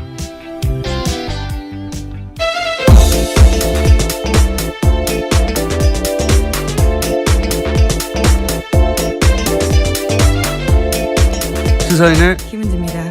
다스 누구 겁니까? 네, 어제 드디어 이시영 씨한테 기자들이 그 질문을 했습니다. 예. 했죠. 예. 네. 했더니 답은 돌아오지 않았습니다. 예, 당황스러운 답변이. 예. 저랑은 상관없는. 근데 이 상관없다는 것이 그 마약 관련 때문에 조사를 받으러 간 거였기 때문에 그게 지금 상관이 없다고 하는 건지 아니면 정말로 다스가 보니까 상관이 없다고 하는 건지 답이 좀 애매모호한. 이와간 이제 묻기 시작했는데 답을 안 하고 있습니다. 네. 어제 박지원 전 대표는 나와서 답을 하고 가셨어요. 네, 아주 정확하게 말씀하고 가셨죠. 네, 본인 생각에는 그렇다는 거죠. MB가 아닙니까? 이렇게 답을 하고 퇴장을 하셨습니다. 자, 첫 뉴스는 뭡니까? 네, 예상대로 박근혜 전 대통령이 어제 자신의 재판에 나오지 않았습니다. 그래서 법원이 국선 변호인을 선임하겠다라고 밝혔는데요. 현행 형사소송법상 박근혜 전 대통령 사건은 변호인 없이 진행할 수 없기 때문입니다. 재판부는 수사 공판 기록을 복사하고 사건을 파악하는데 적지 않은 시간이 들 것이라면서 다음 재판 일정을 잡지 않았습니다. 하지만 박근혜 전 대통령이 국선 변호인이 선임되더라도 면담을 거절하는 등 변론에 협조하지 않을 가능성이 큽니다. 아주 크다고 봅니다. 제가 아프실 예정이라고 오래전부터 얘기해왔지 않습니까? 지금도 이제 아프다고 지금 국제적인 여론전을 하려고 하는데, 예. 그렇게 하려면은 변호인의 조력도 받지 못하고 있다. 이렇게 말해야 되거든요. 예. 그러다 보니까. 못하는 게 아니고 안 하는 거죠, 지금. 그렇죠. 안 하는 건데 이제 해외에서는 못한다고 그렇게 주장을 하겠죠. 그러기 때문에 국선 변호인이 선임돼도 면담을 안 하고, 예. 그럴 가능성이 높고, 재판도 보이콧할 가능성이 높고, 예. 왜냐하면 부당한 재판을 받고 있다고 주장해야 되기 때문에. 하지만 이거 실패합니다. 제가 네, 보기에는. 본인이 보이콧하더라도요, 재판은 진행될 수 있습니다. 걸석으로 진행이 되기 때문에요. 오히려 훨씬 더 불리할 가능성이 큽니다. 법리적으로는 불리한데 이제 정치적 투쟁을 하는 거니까요. 여론전을 하고 있고. 그러니까 이제 본인도 없이 진행됐다. 뭐 이런 얘기도 할 것이고. 근데 이제 유엔이 바보가 아니에요. 예. 그리고 해외 언론도 금방 사실관계를 파악합니다. 왜냐하면 이런 일이 있으면 당연히 외무부에도 물어보고 하거든요. 공식 질의하고 기자들이. 그러면 이제 일반 재수자의 수감시설 보여주고 사진으로 보여주고 그다음에 박근혜 전 대통령이 누리고 있는 혜택들 쭉 얘기하고 사실대로 얘기해 주겠죠. 네, 어제 국감장에서도 굉장히 큰 화제였습니다. 노회찬 의원이 신문지에다 붙여놓고 현재 재소자들이 어떤 상황인지 그리고 박근혜 전 대통령과 비교해서 어떤지를 보여줬었거든요. 재소자들이 얼마나 좁은 데서 있는데 1인당 배정된 공간이 박근혜 전 대통령은 거의 10배 크기를 배정받고 있다.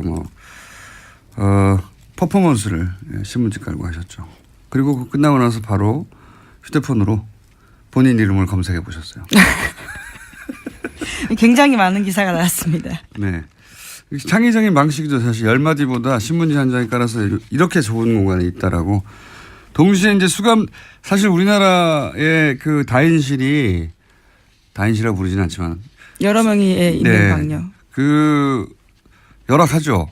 네, 좁은 건 맞습니다. 덕분에 박근혜 전 대통령 덕분에 일반 수감자들의 재수자들의 인권 문제나 공간 문제가 해결됐으면 좋겠네요. 예.